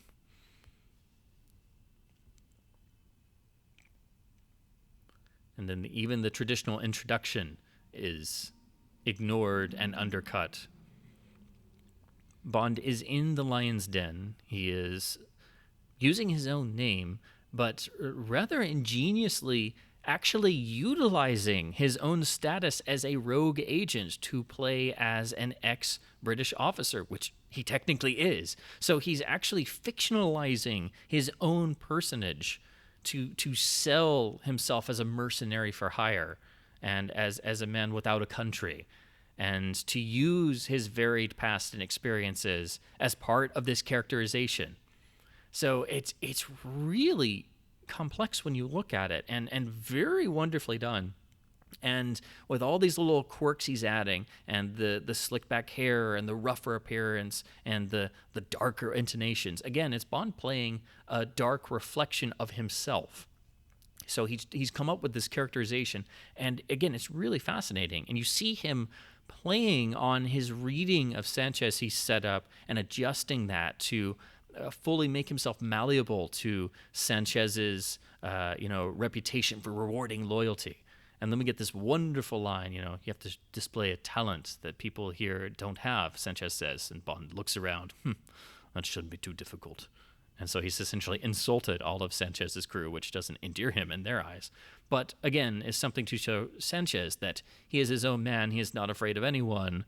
And he has literally walked into Sanchez's personal domain and is not fazed by anything he sees. So he has big cojones, as Sanchez says.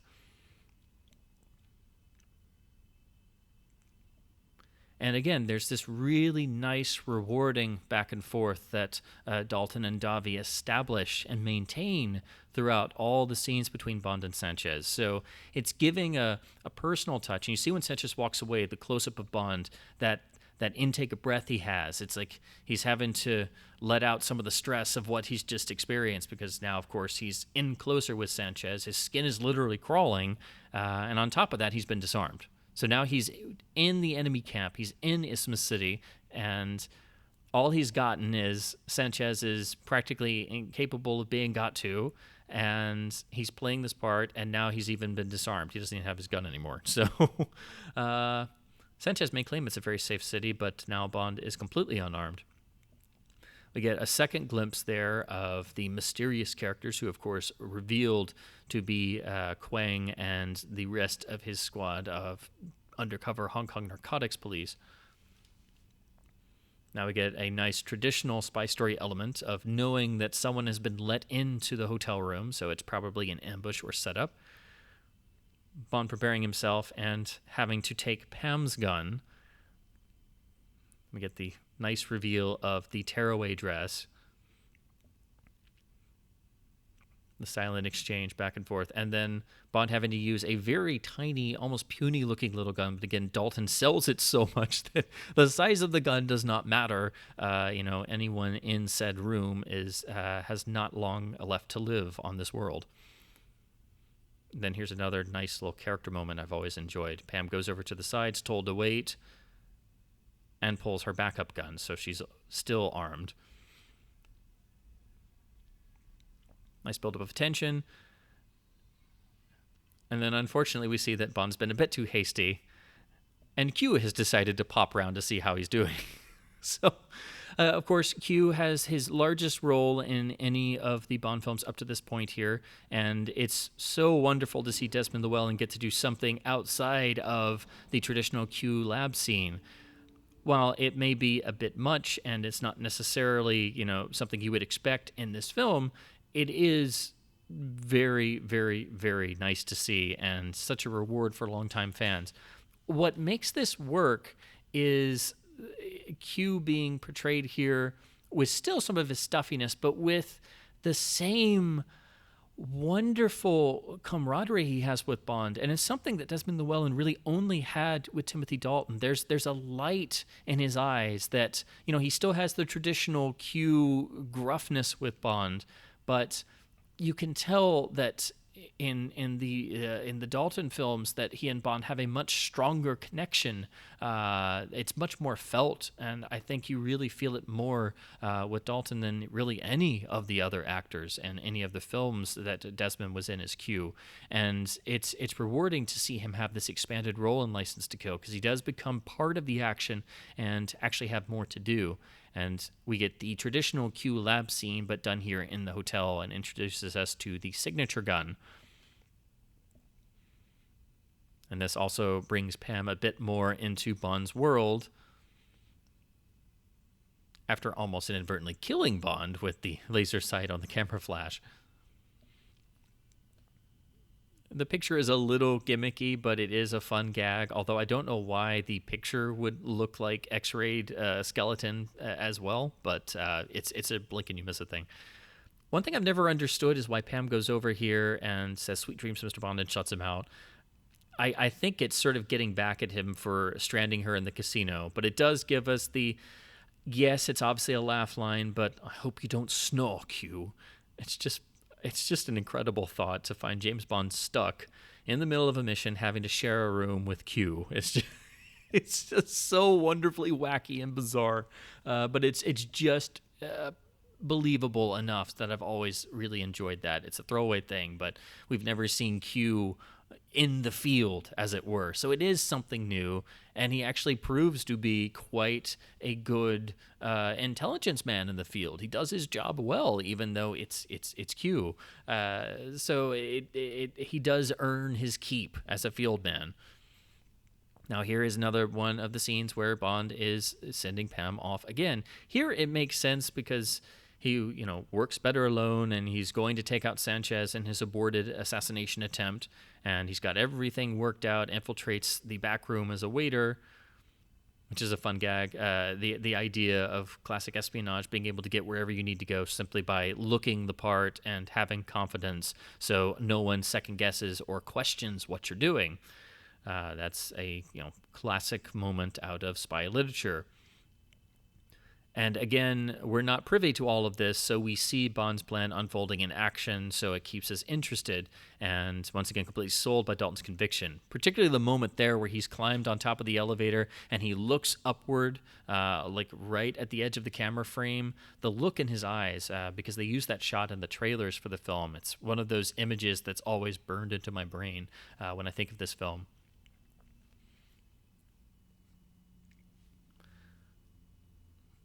Although I do feel odd every time Bond wears suspenders. It's just a bizarre thing. That's when you know you're too much of a Bond fanatic, that you're starting to second guess the wardrobe.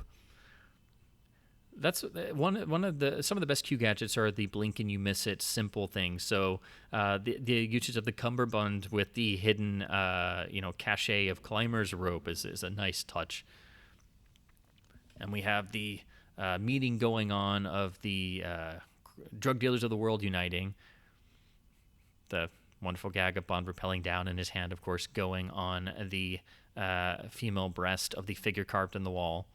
And there is the traditional John Glenn usage of a bird, where Bond is hanging around outside and startles a bird. It's a time-honored classic, now completely cliche element, but very, very classically styled and something that would happen. But of course, being a John Glenn Bond film, if there's not a bird in it somewhere that startles somebody, it's not really a John Glenn Bond film.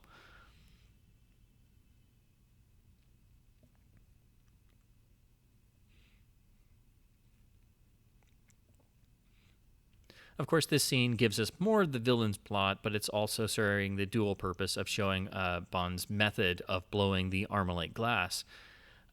And what this also does is, again, getting back to the idea of Bond's quest for revenge also being a sort of moral crusade. The notion of all of these various drug-dealing entities sort of linking up to form an international cartel, is definitely something that would not benefit the rest of the world, and is an echo of the scene in A View to a Kill where Zorn presents Main Strike and, proposes forming a microchip cartel. It now being drugs here is much more of a direct, a dangerous notion and a topical one. Now, the hand there in the car, the figure smoking, is part of a deleted subplot where we see more of the British man in Isthmus more. We see the car drive off, so we know Bond is being followed, but we don't really know who it is. We originally got some more footage of the British agent in Isthmus City, and he will appear once Bond is captured by the Hong Kong agents under Quang, who we see here. So we know there's something going on, and we know there's something mysterious about Quang because of those lingering shots of him watching and observing Bond. And here inside the boardroom, he's prodding Sanchez, and he's wanting to know more, and he's trying to see more of the operation. Although you would have to think for such a ridiculously convoluted, expensive deal that he would not be the only one trying to see more of Sanchez's actual operation. Everyone else just seems to just sit there and kind of nod their head and go along with it. And here is yet again Bond sending away his help. But again, here it makes sense the first time because Bond is sending Pam and Q away. He's set up his plan. He thinks he's going to take Sanchez out and achieve his revenge, and then it's a one and done. And he'll be able to go back, tail between legs to MI6. But of course, life and a movie narrative have ways of thwarting even the best laid plans. I like the gag here of the side room that we saw a glimpse of earlier being loaded with beautiful women to make all of the Chinese drug dealing interests happy for the evening.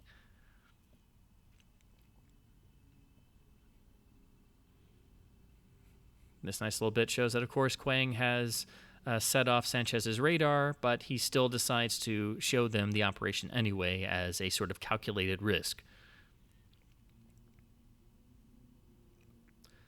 Here, for the second time in Dalton's tenure, we see Bond the assassin once more.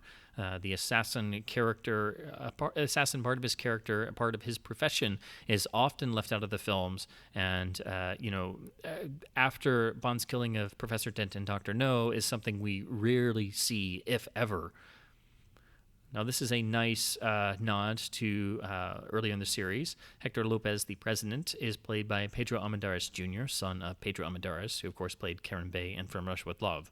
That's something you're not going to know unless you're a fan who devours factoids, but it's a wonderful little touch that I once you find out about, it's something you really appreciate. And I love the back and forth, that the payoff has been reduced because he was too quiet while Sanchez was captured. Remember, you're only president for life. Sanchez does it with a smile. The threat is implied, but definitely there and hangs in the air. And then he leaves. Bond follows in the scope and is able to immediately pick up Heller meeting with someone. And, of course, it is Pam, because there's more going on than meets the eye. This, of course, sets up Pam as potentially being a double agent of sorts, but Bond has more important things to do because the bastard has to watch the birdie. Once again, Bond is almost able to accomplish his mission, just as Sanchez was captured in the pre-title sequence, but is thwarted and immediately attacked by ninjas, which is a very bizarre visual to suddenly be confronted with. But he is completely out of his element and surprised, although for Bond in a fight scene, it seems he's defeated rather quickly. I think surprise being the key element of why he's able to be defeated. And then my favorite part is the fact that he's beaten unconscious by his own signature gun. So now we go to another great scene for this film that is definitely uncommon to anything we'd ever seen before, where Bond is captured, tied up, and going to be interrogated, but not by the villain, but by actual good forces and working in conjunction with MI6 himself. And it's the signature gun that gives him away. So here we're introduced to MI6's man Anismus, who we've seen glimpses of before, and he's already chain smoking, notices that it's MI6 property, asks about it, and the best line of the sequence, Bond's piss off. This is where Bond is starting to get the full, notion of what he's stepped into and what complications are going to ensue. And now royally pissed at himself because now he has to get out of this, and now he's going to be drugged and shipped back to London. And he struggles against it, but in the midst of this, Sanchez's actual private army attacks. And of course, Sanchez was completely alerted to this by the fact that there was an aborted assassination attempt, and the only person he knows that has anything against him is his suspicions of Quang. So following Quang leads him to this house where Bond was being interrogated. So this furthers Bond's cover, but eliminates the entire Hong Kong squad and MI6's man in Isthmus. So these deaths, while, because of Sanchez, are ostensibly caused by Bond's actions. So for the rest of the film, he will have to carry the guilt of their deaths on his conscience. This is the most physical representation of the cost of his vendetta. And we're coming up to one of the other edits made when the shots happen here. The 3 shots that go across her chest were deemed too violent, and that was trimmed down from the US PG-13 cut. So again, all the edits were particularly minor, but once you know where they are, sometimes you see the jumps in some, but once you see them restored, it's definitely very hard to go back to seeing them missing. This is a classic moment of spy films where the dying operative agent commits suicide before being able to be coerced to give information. I love the big amount of stuff that comes out of his mouth once he takes the cyanide capsule. And then here's another ultimate no-no, firing bullets into the corpse. Sanchez is unable to control his rage when it is revved up to that degree, which of course sets up what happens in the climax when the members of Sanchez's organization start dropping like flies. And then finding Bond bloodied, bruised, beaten, tied up, and unconscious in the middle of all this is what fully sells his cover story. And then Bond wakes up in this very strange environment, and then complete with modern art, almost as if he's dead and in some new form of hell or purgatory. So that makes you flash back to, of course, Goldfinger, but also The Man with the Golden Gun, especially when Bond is almost killed in Hai Fat's garden and then wakes up in the Kung Fu school. And like any normal person, it takes him a minute to, adjust himself, but his clothes have been neatly pressed and cleaned. So obviously somebody wants him there. This, of course, was filmed in a real location owned by a real-life millionaire, and it's fitting in a strange way for Sanchez, as is the pink shirt he wears. It's this sort of... Sanchez has a high style of living, but he has a particular way of carrying himself. And this is a really important scene between Bond and Sanchez because it is the first time Sanchez fully accepts Bond because of what happened the night before, and then Bond's explanation of his backstory clinches it for Sanchez. So now he knows this is a man to be trusted. This is someone I can rely on. And they have this interesting little moment. It's unlike what we've seen in the traditional Bond and villain relationship. It has the element of civility that you get traditionally from Fleming and in the traditional Bond and villain sit down to dinner, as in Dr. No, and discuss the plot.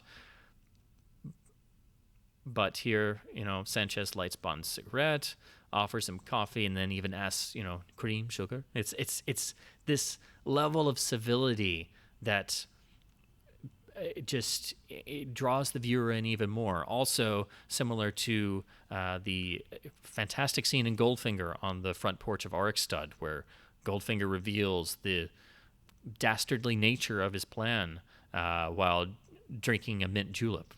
Something so simple, something so civil.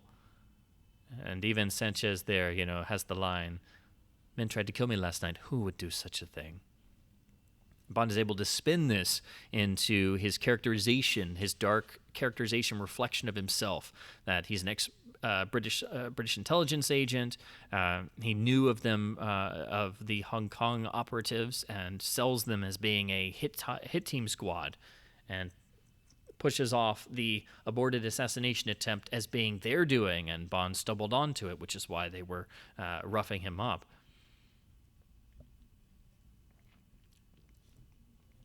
The film's story has often been labeled as being inspired by the classic Kurosawa film Yojimbo, the masterpiece where Toshiro Mifune is the samurai who goes into, or I should say Ronin, who goes into the dusty town that is dominated by two rival gangs and then plays them off against each other so they destroy themselves. Of course, this was remade as Sergio Leone's first Western, A Fistful of Dollars, and the idea really goes back even further to the classic Dashiell Hammett landmark novel Red Harvest.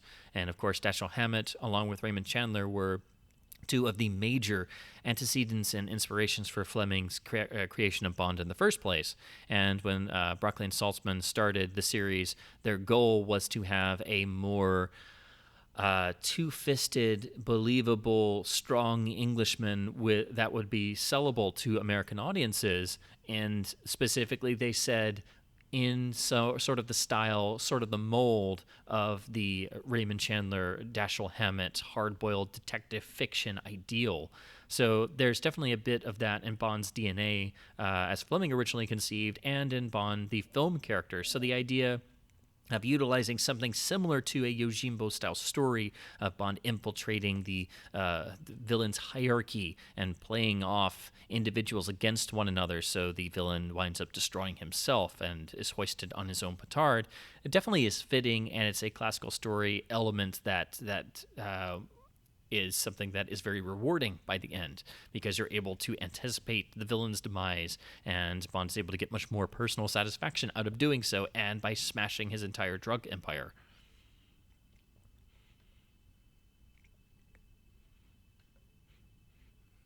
And his escape from Sanchez's palace is by utilizing his prior relationship with Lupe, and then the nice little humorous touch of hanging on the side of the boat as they escape, or as she goes to do shopping to get away from the hapless guard.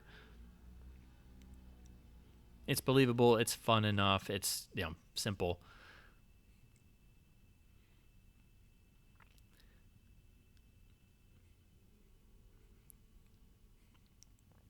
It's interesting that Pam and Q are sent away, but they decided to wait around anyway.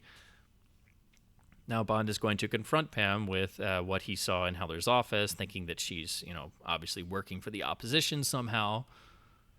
And his intensity is pushed forward by the fact that Quang and his team and everyone at the house where Bond was being interrogated is now dead.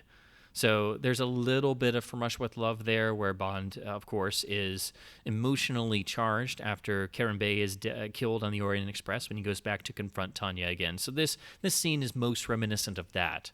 And Pam goes into the subplot now about how she was trying to convince Heller to go for the U.S. government deal in order to get back the Stinger missiles that Sanchez has purchased from the Contras. So, of course, this subplot doesn't really go anywhere until the Stingers show up again at the climax of the film, and when we see Heller try to steal them, he's apparently decided to try and go for that deal again. But again, this is suggesting that there are more layers, there are more facets, there's more stuff going on than what Bond is aware of. So his personal mission of revenge is not the only thing going on, and there's more at stake here. And once again, he has to acknowledge the fact that he has been wrong, that he has, he has made mistakes, and he's been blinded by his own pursuits. So he is still a mortal human man capable of mistakes, which is refreshing and is honest. So it's unfortunate this subplot doesn't really go much of anywhere, but it does help us transition into the next major portion of the film, where Bond is going to destroy the next chain in Sanchez's pipeline, which is the Milton Crest Empire, as it were. Again, we're not let in on the plan, so we see various elements going on. They've taken the harbor launch, so as Pam gets on as the harbor pilot, we are piecing together what Bond's plan is. So it's keeping us involved as an audience and, trusting our intelligence enough so that we're able to figure out what Bond is up to, which, of course, is to get on board and plant the money in the depressurization tank.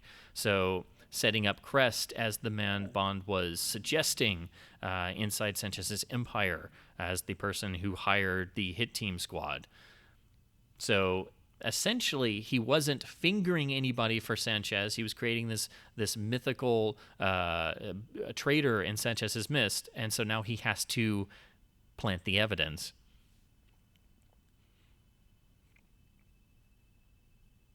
And of course, the reason why Sanchez is even here is what Bond said about, the hit team being well paid by someone who is arriving in Isthmus tonight. So, of course, that leads Sanchez to suspect Crest, who happened to be coming into Isthmus that night. So it's impossible to know if Bond specifically meant Crest or was just saying things, shooting in the dark, which I think is much more probable. But he's able to piece this stuff together and come up with a convoluted way to get, the money planted. But he uses his knowledge of the interior of the Wave Crest because, of course, he was in there previously. So he knows the layout and obviously has drawn like a little map for Pam, as we see here with the little scrap of paper. And the gag is, of course, that she was not meant to crash the boat, but being a great plane pilot does not mean you're a great boat pilot.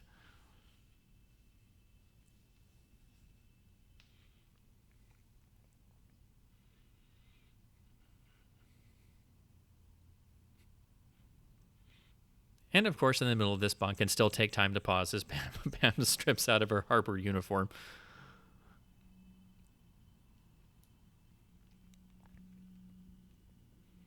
And of course, Sanchez is essentially confronting Crest here, who just starts to really squirm under the pressure, and it's very nice to see because, of course, Crest is a very smarmy character that you really are happy to see him get his just desserts, but the whole setup for this sequence and getting to watch Crest squirm is kind of delicious in a way, particularly when he tries to explain Bond's seaplane escape. And again, Lupe decides to ally herself with Bond further and, again, not say anything, which, of course, helps to seal Crest's fate. And here's the scene here where Sanchez is literally piecing this together. He flew away like a little bird.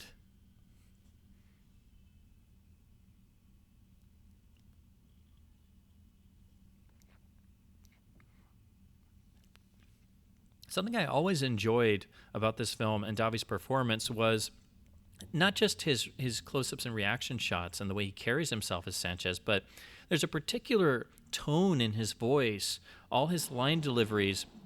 There's a slight accentation there that he's got this kind of accent, but it's hard to nail down. And I never understood what it was until you dig into production materials and things. But in the audio commentaries on the film, Davi goes into his preparation process, and what he did was have all of Sanchez's dialogue translated into foreign language, and then just to get the feel of it in a different tongue, and then obviously, speak it in the original English. So he was able to get this lilt in his voice, this hint of accent, and for me, that is what really cements the intensity of Sanchez as a villain. Is even his voice has this weight to it, and again, he's putting on this sort of accent, and that comes from literally translating all of his dialogue into another language, learning how to say it, and then bringing that into the actual on-set reading in English.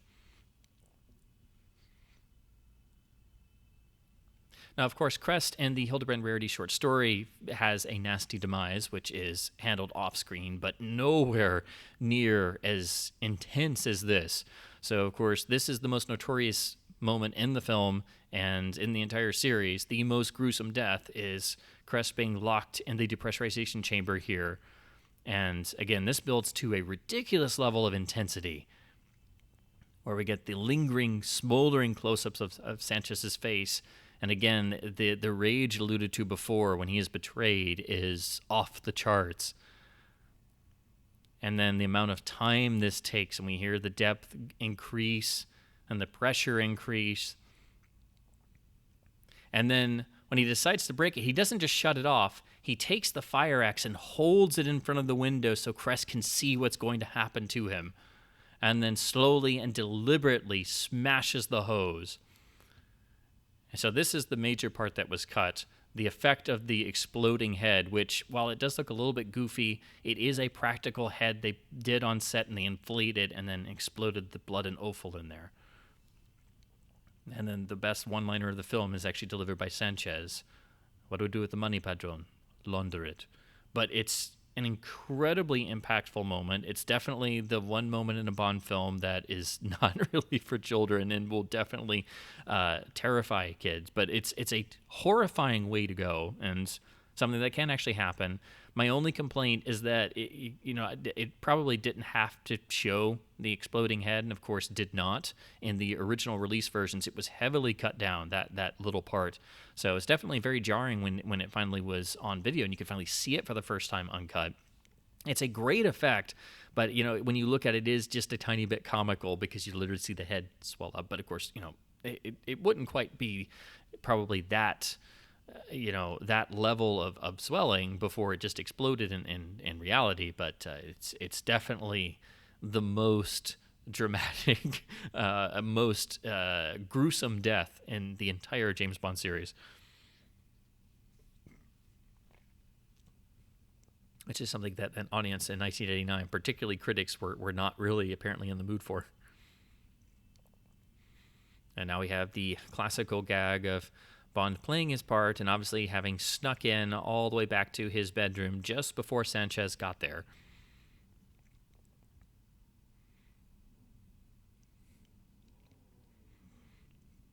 And again, Bond is having to take everything said to him on the fly and throw it right back at Sanchez and increase the level of danger to Sanchez.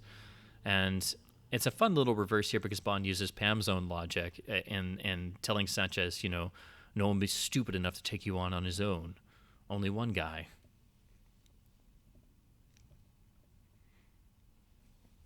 And again, everything Bond does is carefully calculated to endear himself to Sanchez by pretending to be this character who is a mercenary and experienced and an outsider, but also one who is loyal because he realizes that this is the way to get to Sanchez. And of course, that is immediately out the window when Sanchez leaves. Bond climbs out and still has his pants on. So again, alluding to the fact that he got there literally just in time to not be noticed.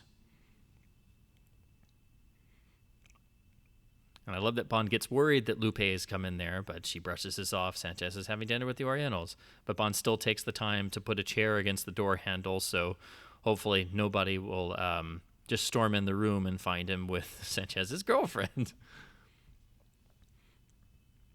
So this is where Lupe's character really just kind of goes out the window, and she starts throwing herself at Bond. Again, the idea is that she sees Bond as her salvation and her way to get away from Sanchez, which is another sort of pull from the Live and Let Die novel, which is what Solitaire feels about Bond. She allies herself with Bond and tries to feels that Bond is her method of escape. And then when she is eventually recaptured by Mr. Big in the novel, winds up paying for that. And they do that a little bit in the film Live and Let Die, where Solitaire is recaptured by Kananga and then tries to pretend like she doesn't feel anything for Bond. That's sort of what they're doing with Lupe here, but she now becomes the sort of damsel in distress. This scene in particular, where she talks to Pam and Q, is definitely the most off-putting in the entire film, because she comes in and she's like, oh, James needs help. Oh, I love James so much. And it's just so... this is the one scene that really needed better writing. It's just it just feels weird. It even kind of looks a little weird, but it is carried along by Desmond's eye roll as Q, that is like, oh, Bond has caused more problems because, we thought we were done, but no, he's going to keep going. So Q has to keep the ball rolling, and I mean, I guess it's understandable that Pam would be miffed that Bond had, slept with Lupe and is still going after Sanchez and stuff, but what the character is given to do in this scene is just a little, it doesn't really fit. It's just kind of, it's like, okay, we get it. That's the one scene in the film that always gives me pause. This is the other one in a strange way, because we see Q with an interesting little gadget. He's using, a disguise, so he's an excellent field man apparently. But then he throws away his own gadget, so that just seems like so bizarre for Q, of all people, to do that. So I think it definitely had to be intentional that they had Q literally throw away his own gadget. And of course, Pam must having to have a plane sets up the fact that, of course, the crop duster plane is already fueled and the engine is turning the propeller in the background, which is a nice little match edit to the helicopter with the spinning rotors. Dario re-enters the film, and so do the Stingers. We see the Stingers alluded to earlier. So, of course, now that we see Dario and they're all heading for the same place, means that Bond's going to have a tough time explaining himself, which again starts to build the suspense, because, of course, this is the climax of the film, and instead of the traditional villain lair, we do have Sanchez's hidden drug laboratory, which is hidden inside the cover of the Olympitech Meditation Institute, which is Professor Butcher's sort of religious compound. This, of course, was a real fantastic location in Mexico, and the production really didn't have to do a whole lot to sort of dress it up. It was almost practically tailor-made for this. I love the reveal of the crop duster plane, so now we know that Pam is observing what's going on. And of course, it is Pam and Q who have to come in and basically save Bond from the predicament that he's found himself in. So, of course, it underlines the fact that he was very much too hasty to send them away 500 times beforehand because he really did need their help.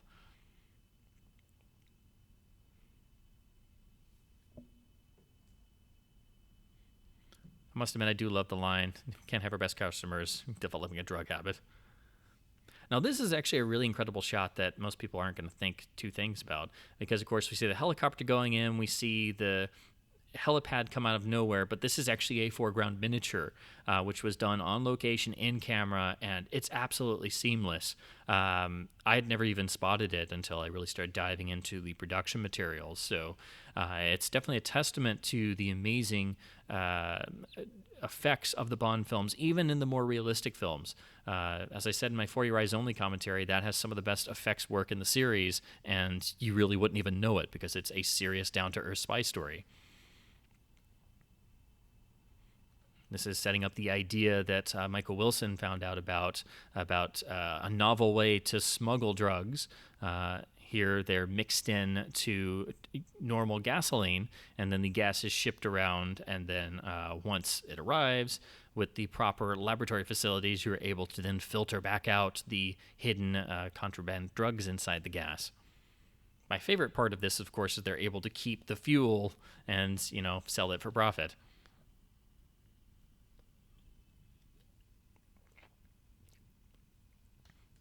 Now tensions are raised because Dario's there, and Bond has already seen that his goose is cooked. Now, this is one of my favorite things, and it shows that Pam has grit as a character once again.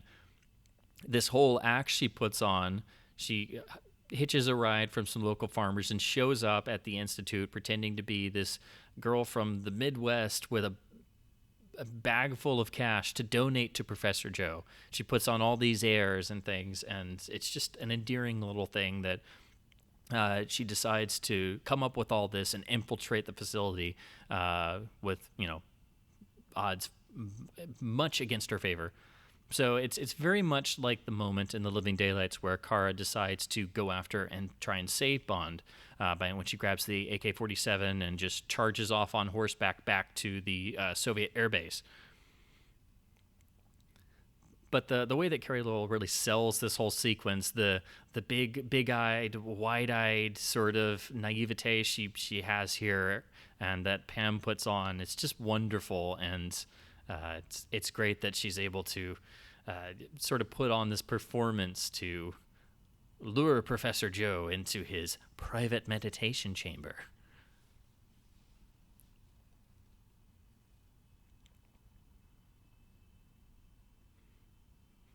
So, of course, we get the demonstration here of the gas and drugs, but the tension was already building once Bond finally pulled the mask off, and now Dario has him at gunpoint. Of course, Sanchez realizes that something is up, and just a close-up, no dialogue necessary. And again, Bond knows that his goose is literally cooked, so he has to find some way out of this. And, of course, the only thing at hand is literally setting the whole warehouse on fire. Or facility, I should say. Again, Michael Wilson was always, and still to this day, is exceptional at finding real-world ideas and solutions to story problems. And again, his picking up on the methodology to smuggle drugs out of something that he was actually told by actual DEA agents is absolutely novel.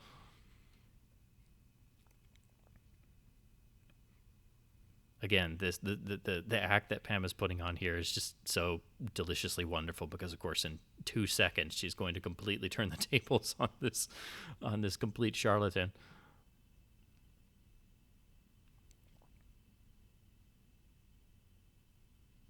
Of course, when we see the garter, we know exactly what she's up to because we've seen it before, and so she pulls out the gun. So as soon as we see the little reveal, we know she's toying with them even more, and we know she's going to pull the gun.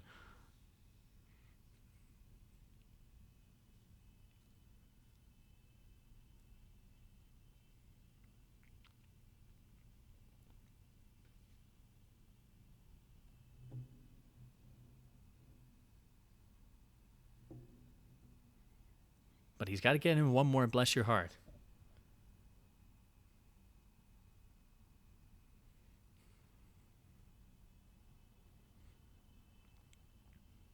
Bond and Dario's eyes are practically burning holes through the screen at this point.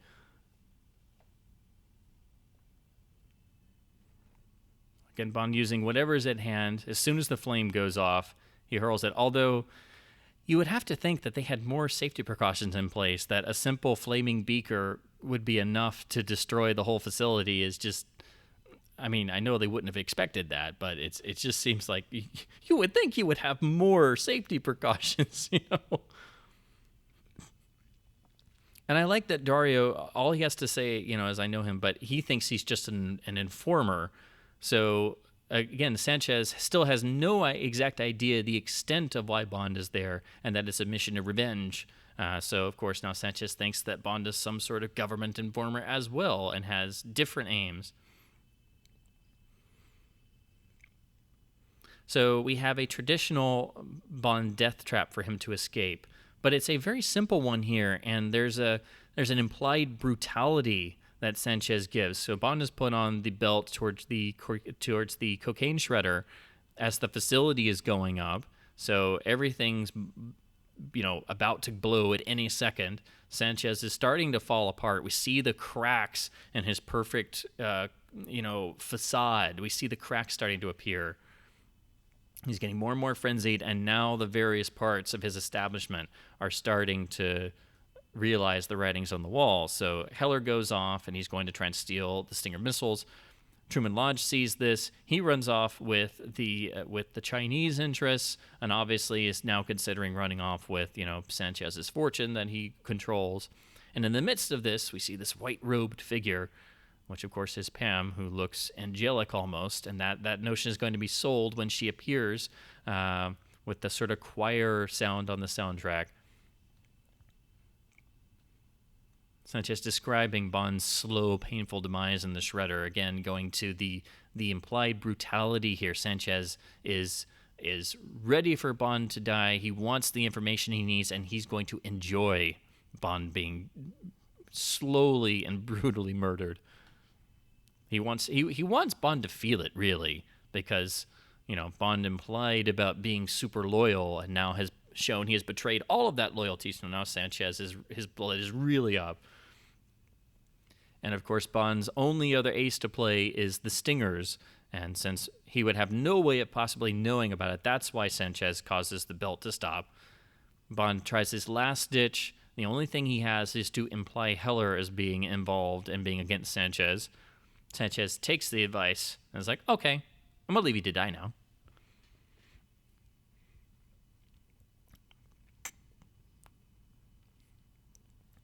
But in the great henchman tradition, Dario must stay and must ensure that Bond dies and must savor the moment.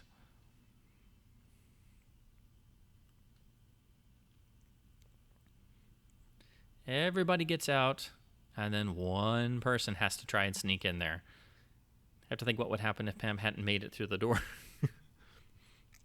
Now, this scene was actually more precarious than people realize. The knife here, and when they did this scene in close-up, Benicio del Toro accidentally cut Dalton's hand quite a bit, so he had to get stitched up. Now, this is the moment I was talking about. They put a slight haze, a slight filtering around Pam in terms of the visuals. So, of course, Dario thinks that Pam was dead. He says, "You're dead," and Pam is dressed in this angelic way. So it's like she's come back from the dead. But this is enough to distract Dario once he's knocked on, and then Bond is able to draw him into the belt and dump him into the shredder. This is the other moment that was edited out. So we're seeing a lot more of Dario's demise, which, again, is absolutely brutal. There was extra material there when we see the offal and the blood and literally the bloody chunks coming through the shredder. And one of the few times Bond really shows his stress, he doesn't say, "Help me get out." He says, "Switch the bloody machine off."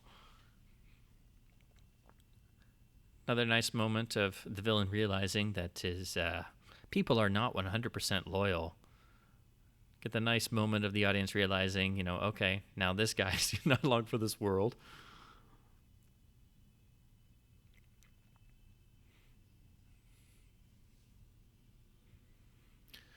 The traditional Bond and lady have to get the hell out of the facility before it all goes to hell.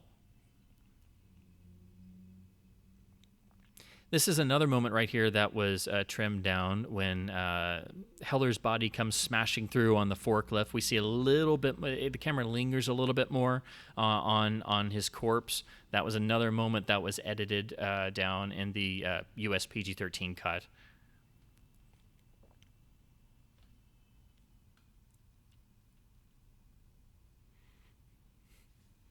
So some people like to complain that Dalton can't do humor as Bond, and he just sort of tosses out the one-liners. But all of its intrinsic dark humor, the one-liners are still there, but it is much more in keeping with the way that Fleming would write humor and is right out of the Bond character of the novels.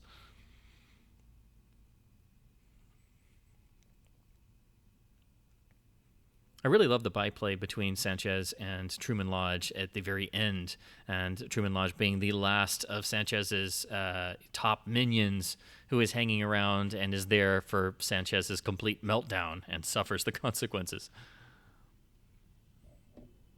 So this is getting us out of the Institute, out of the facility, and getting us into the action climax of the film, which is the famous and iconic tanker truck sequence. And yes, it's a little cute, quirky little moment that Bond and Pam escape on a golf cart. But Pam is able to grab the bag full of money back. Once again, get one over on Professor Joe, but he gets in one more, bless your heart, which is just a great gag.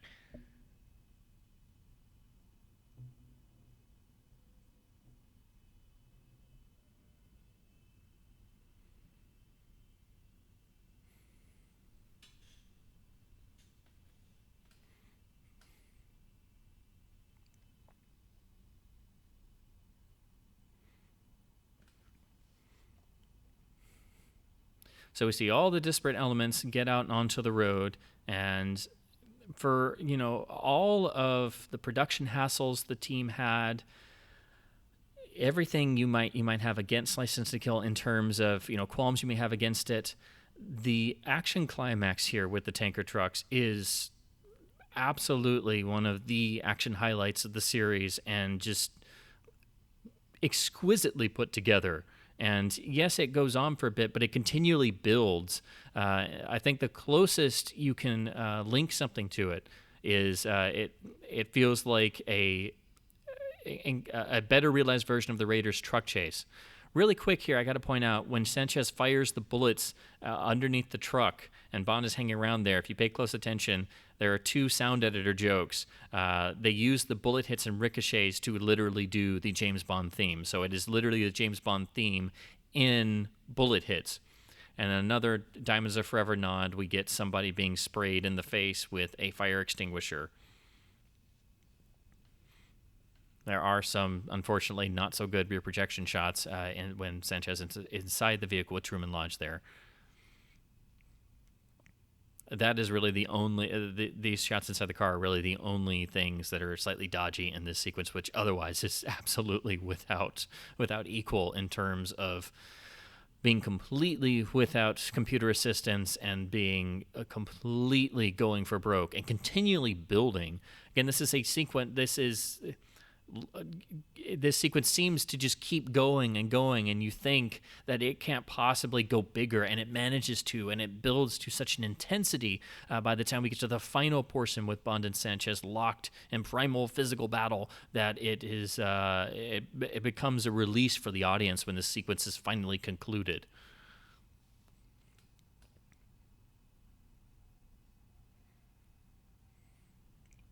Now the Stingers are going to come into play, and we get the build-up to the iconic side wheelie of the truck. Again, I don't know why. Again, I keep finding Diamonds Are Forever nods in the film, but of course, at heart, it is a direct reference to Bond's two-wheel alleyway stunt with the Mach 1 Mustang in Diamonds Are Forever.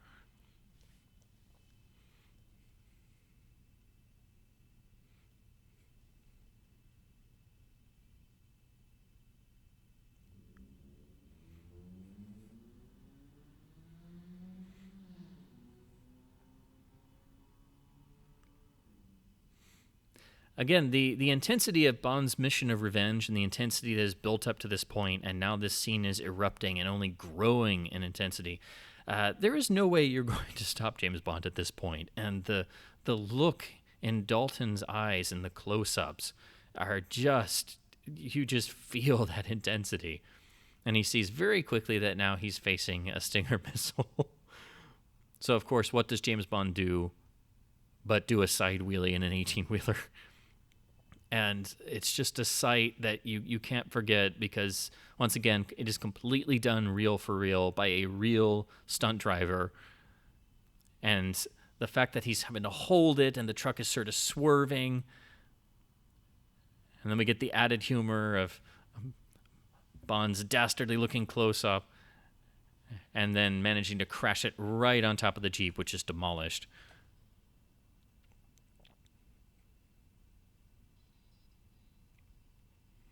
Again, the scene keeps building. Now one of the tires is shot out, so Bond will lose control, almost wreck the truck, and now has the entire trailer hanging off the side. But now he's facing gunfire, having to run for cover, has no weaponry whatsoever. So once again, Pam has to come to the rescue.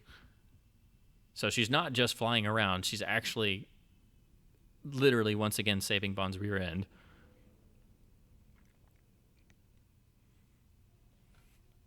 So Bond's having to think on the fly, and then we get this amazing moment where the sequence gets even bigger with the crashing of the trailer into the first trailer of the convoy.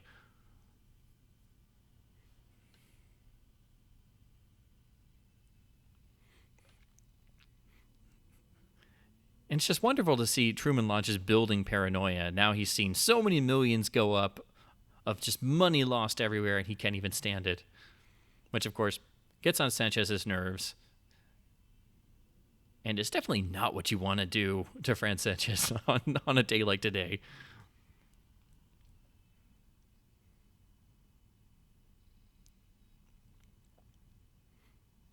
Again, it is strange that Sanchez does seem to get most of the best lines in the film, but again, this is a different kind of film.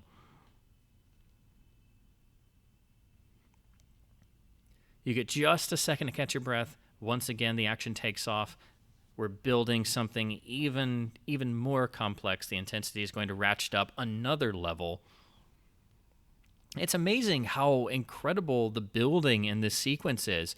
Just when you think they can't possibly do something else, they manage to increase the action level further, complicate matters further. And apparently this was an idea John Glenn had years beforehand, apparently for a pre-title sequence. And they never wound up using it. And he always liked the idea, kept coming back to it, kept making little improvements here and there. And so by the time it was pulled for License to Kill, they turned it into this incredible climax, whose reputation just continues to grow.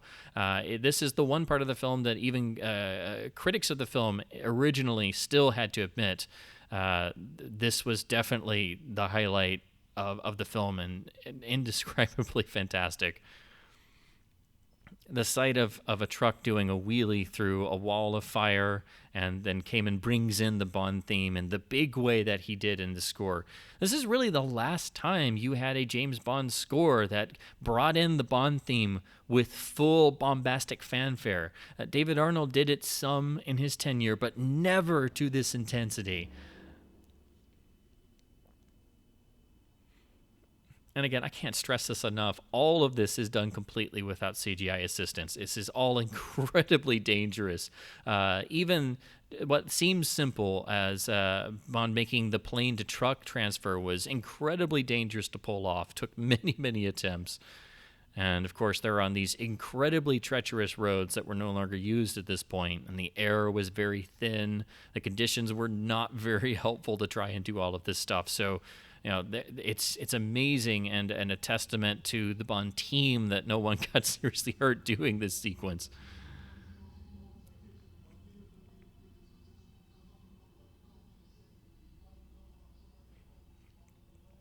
Of course, all of this just speaks to the levels at which Bond is pushing himself. That, you know, even all of these odds against him, he's still on his mission of revenge. And literally, there is not a thing in the world that's going to stop him. This is a great shot, a nice bit of forced perspective where we have the flaming truck go off the side, and then the plane is just able to barely manage to come out in front of it. But it's a nice bit of extra suspense and a wonderfully timed bit of perspective. It was very difficult to pull off. Obviously, it did use models, but definitely not something they could repeat over and over.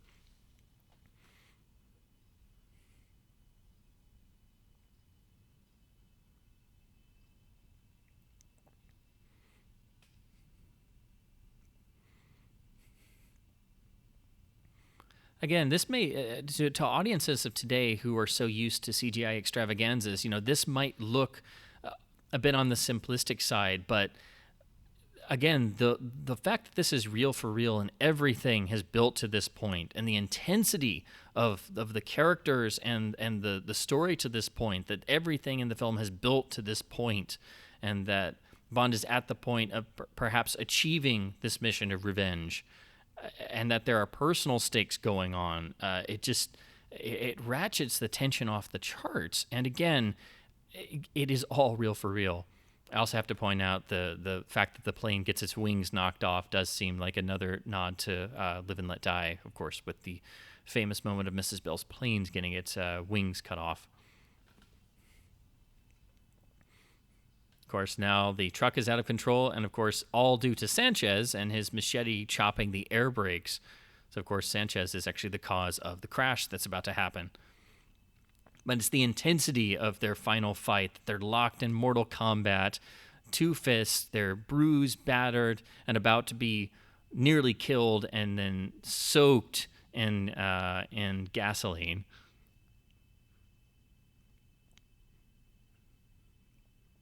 And of course, this is a time-honored adventure story tradition where the hero barely survives, tries to struggle away, and of course, the villain gets the drop on him because he's come to first.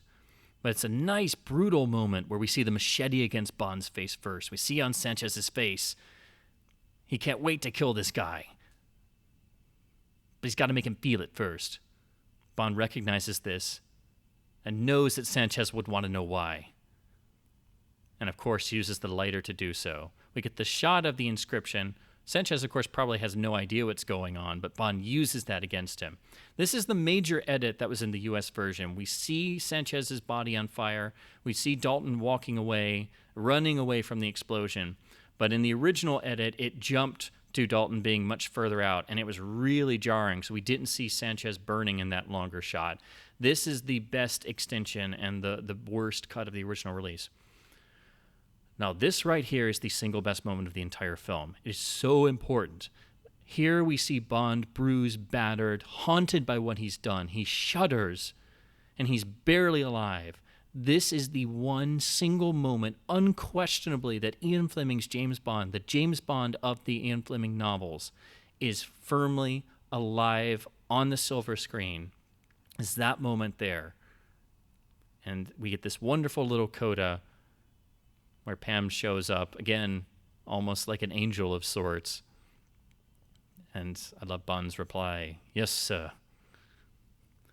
But in the novels, Bond almost always is near death's door and barely manages to survive. But it's just a wonderful moment.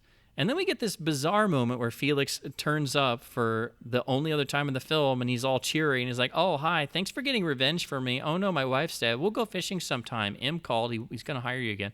It's just, it's very forced, very quick. This whole scene kind of feels a little weird and definitely has a strange element to it in terms of the way that it's trying to resolve all the characters, and then we get this sort of bizarre back and forth with Pam and Lupe and stuff. So I should mention that I know at least for sure the Felix part of this scene was apparently a studio mandate, and you do need some sort of closure. This is also sort of the second half of the scene I mentioned before that I always felt was iffy, this sort of Pam's feelings being crushed and such. And yeah, it's understandable, but it's also, it just feels kind of weird. And I actually have to admit, on the Bond and Beyond forum, I think somebody put it perfectly when they described this ending as having sort of the feel of the ending of a high school rom-com set movie, which is actually kind of the best description I've heard of the sequence. I do like Bond jumping off and landing in the pool and sort of charming Pam once more, and of course she was mistaken from what she had seen with Lupe, and I like Lupe being set up with the formerly corrupt President Lopez. I like the idea. It's just the whole execution of the scene is just a little weird, but we do get Bond and Pam in the final clinch and stuff, and we get the lovely bit here with good old Desmond downing the drinks. I love the ending of the sequence, though. We get the reuse of the "why don't you wait until you're asked," except it's reversed, and so now it's Bond who's replying. And I like the opening of the end title song, "If You Ask Me To," which is performed by Patti LaBelle, and then we get the winking fish, which is probably the most overtly and subtly humorous moment of the entire film. So now we're in the end credits, which the whole ending of the film and going into this and trying to have a sort of romantic feel. It is in keeping with what happened at the end of the Living Daylights, but if you've heard my commentary for that, I am obsessed with how much I love the ending of that film, and I just don't feel this has that same level of eloquence. Again, it's a little forced and a little iffy in terms of the note at which it ends the film.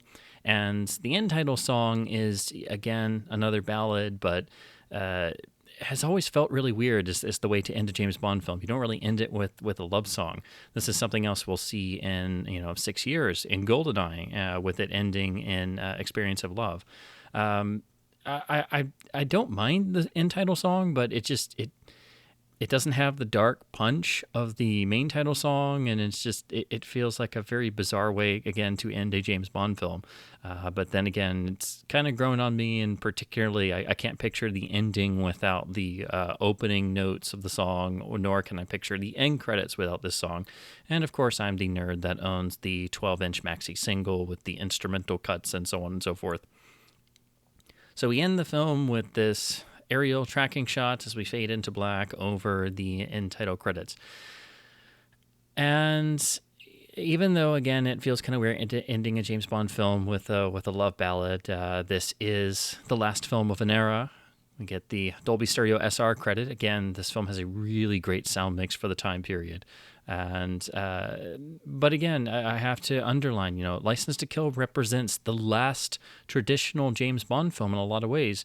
It is the last Cubby Broccoli produced film. It is the last film for most of the key creative personnel. Some would continue further on, such as Peter Lamont, but it also represents the fifth and final film of the John Glenn directed James Bond era. So that closes out not just the 1980s, but also John Glenn's tenure. And, of course, it represents the second and final Timothy Dalton film. James Bond would return, but it would take 6 long years before that would happen due to the financial struggles of MGM, the studio being bought out by the Credit Lyonnais, if I'm pronouncing that correctly, I hope. And essentially, the fans were cheated out of a third Timothy Dalton film. And not really due to anyone other than external forces. But it must be said that Cubby Broccoli and Eon were very strongly loyal towards Dalton, and there was always the possibility of his third film being in the pipeline, and it would have been possible for him to do GoldenEye, but he had decided to step away at that point because it had been too long and would have necessitated further films. And also, the controlling studio MGM were very much interested in going with someone else, as even then the Dalton films were considered a financial... Not a financial failure, because they still did moderately well, but nowhere near as well as Bond was typically expected to do. So in the controlling studio's minds, they were viewed as failures because they did not compete with the strong box office returns of other films. And when you look at the box office chart for James Bond films, and you look at particularly the all-important U.S. domestic box office returns, it's really painful to see how badly, in comparison, License to Kill did. And you would think a $34 million domestic box office gross in 1989 is nothing to snuff at, and it isn't. It did well enough, but for a James Bond film to not do over $40 million, whereas beforehand the previous films, even A View to a Kill, was averaging 50 to maybe 60 million for the films leading up to License to Kill. But then you go and look at the other major competition of 1989, and you see the year dominated by Batman and Last Crusade. Last Crusade almost makes $200 million in U.S. domestic, and Batman makes $250 million plus. And that film is notable for really changing the whole paradigm of how a movie is marketed. And that film had pretty much taken over the entire summer of 1989 and the lead up and hype up to the film. So with those two juggernauts alone, in addition to Lethal Weapon 2 and many other films, License to Kill didn't really stand a chance, and being dumped out in the middle of summer of '89 with a really lackluster marketing campaign, and this even extends to the posters, which you have always been noticeable for their really just not very stylized design. They're very generic, and can't help but associate them with the film, but they definitely don't stand out as much, and they felt different. That was even something that MGM had sort of put their hand in and requested something and tried to force something more modern feeling, but it just comes off as feeling a bit generic. And the film just kind of limped into theaters and it came and went, and the critical reception was not that great. And again, coming into the notion of the film being labeled ahead of its time and being too dark for audiences of 1989. I feel that's a bit unfair, because audiences were ready for it. They were seeing it in films everywhere else. And I think the films that you most feel the influence in License to Kill are, of course, Die Hard and Lethal Weapon. And, you also have Michael Kamen doing the score as well. So audiences were lining up for darker films, and I think the key problem was the fact that the film just wasn't distributed very well, and it was tied to a studio that was in ever-increasing financial straits. And then we had 6 long years where there was no Bond material, and the third Dalton film, had it arisen, would have hopefully come out in, say, 1991, if not early 1992, but it proved impossible pretty much.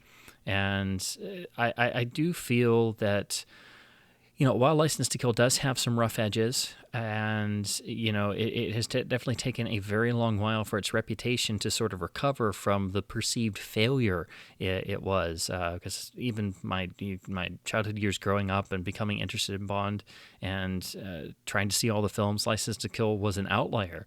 It was a film that was rarely mentioned, rarely screened, rarely shown on television. Of course, if it was shown on television, it did have to have additional censoring for broadcast, even over the US PG-13 edit. And it was a very different feeling film the first time I was able to finally see it, and I couldn't help but associate it and link it to the different feeling on Her Majesty's Secret Service. And it wasn't really until I learned how to put the film into context in 1989 as Bond 16, coming after The Living Daylights. And when I started to read Fleming's original novels, and I started to understand for myself that Fleming's character was drastically different in a number of ways, a number of key factors separate Bond of the novels from Bond of the films.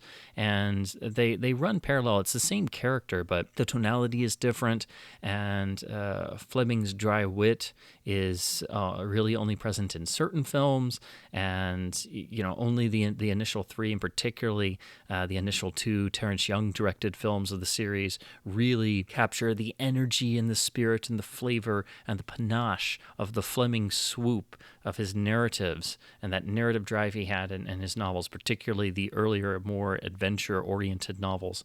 That's the closest the films really came to Fleming until you get to the Timothy Dalton era. And people like to label Dalton's performance, most especially in License to Kill, as too dark or not humorous at all, and labeling him of being incapable of delivering the necessary humor of a on-screen James Bond, of what is set and ingrained in their heads as being the Bond of record that they think of.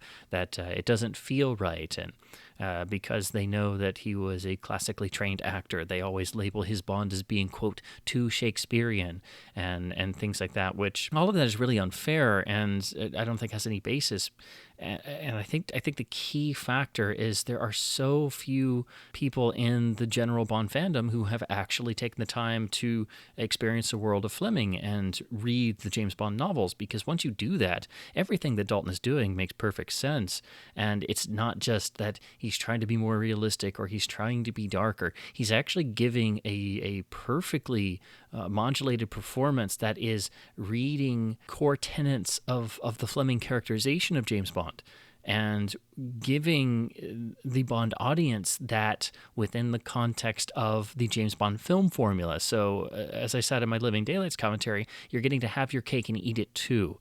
And that's why I think License to Kill appeals most to diehard fans of Ian Fleming, because as a Fleming fan, you can recognize a lot of things in License to Kill and in the characterization of James Bond and how he reacts to the scenario he's put himself in this mission of revenge. And you can recognize a lot of parallels.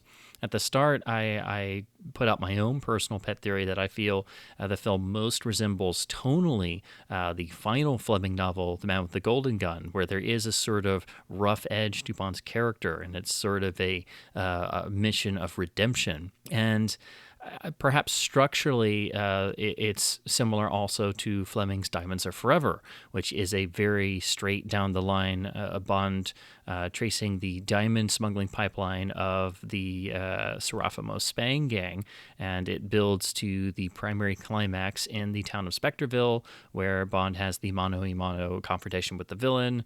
The heroine of the novel, Tiffany Case, gets herself involved and risks life and limb and winds up, again, saving Bond's rear end. And he comes away, clinging to life, bruised, battered, and of course they're in the middle of the desert. So I can't help but also link the film to the Diamonds Are Forever novel in terms of some of the setting and the much more general idea of it being a straight down the line story, which is of course why they practically didn't adapt most of the novel, or it was significantly changed and altered and jazzed up when they did it as a film. It is the most straightforward of Fleming's plots, particularly of the early action-oriented novels. So in the modern age, I am exceptionally glad that both of Timothy Dalton's films and the whole Dalton era is taken much more seriously. And it seems that people are really starting to come around to Dalton's particular take on the character. But again, I don't think most people are aware of the stuff that he's picking up from Fleming and what he's trying to inject into the performance all the time. I think most people seem to really pick up on the darker tonality and the harsher grittiness of the two films, and that makes License to Kill the one that has really become the diamond in the rough that most people feel they're discovering for the first time. And you see a great number of articles across the internet about License to Kill being, decades ahead of its time and sort of representing the sort of film you have nowadays. But I also think that's not true because, again, License to Kill is the last film of an era. Where The Man with the Golden Gun was the last of sort of the first wave, being the last film to be co-produced by Harry Saltzman. License to Kill is really the last traditional Bond film because after this, there was a sea change in terms of not just Eon and Cubby Broccoli stepping down and becoming more of an advisor, and Barbara Broccoli and Michael Wilson really taking over. But there's also, the world changed, and, the Cold War ended, and the whole geopolitical map changed. and was completely different. So by the time the 6-year gap ended and we had GoldenEye, there had to be significant work to prove Bond was a viable story, project, and franchise, and that's literally the majority of why GoldenEye exists, and that's what that film's real aim is. And it achieved its aims extraordinarily successfully, but it also was a different kind of film. The whole Brosnan era is, some people label it a sort of rebooting of the franchise, which I don't think is entirely true. It's sort of a gestation period where they're trying to retain classical elements, but they're trying different things out, and they're trying to remain relevant in a increasingly changing marketplace where there is tons of competition from all sides. So a License to Kill, you don't really, you have some trying to strengthen up the darkness and try to compete with other film franchises of the mid to late 80s, but the films have been doing that throughout the 1980s, and their whole notion of, as Richard Maybaum would always put it, pulling the balloon down and bringing Bond back down to earth. But it is also the last James Bond film to be completely done without the usage of computer-generated graphics. Everything you see in the film is completely done by hand. It is the penultimate film to be edited on film by hand. GoldenEye would be the last Bond film that was edited on film. And it is... License to Kill is thus the last film of an era. It's the last film to have any involvement from Cubby Broccoli as full-on producer. It's the last film directed by John Glenn, and is the last film to have any contribution whatsoever from Richard Maybaum, who is really unquestionably the brain of the series. He wrote more James Bond films than anyone, knew James Bond better than any writer who ever lived in the film industry, and that factor is what I think my key issue with the film is the fact that Maybaum was only around to work on the initial treatment, and then came the 1988 WGA strike, which, again, its effects can be felt in many films, including Batman and Last Crusade, which do have story issues and did have scripting problems, and they had to figure out a way around them, just as License to Kill did. And I think you really do miss Maybaum's writing voice, because, of course, the best Bond screenwriter of all time only gets to work on the treatment and then is essentially locked out of the room, not by choice.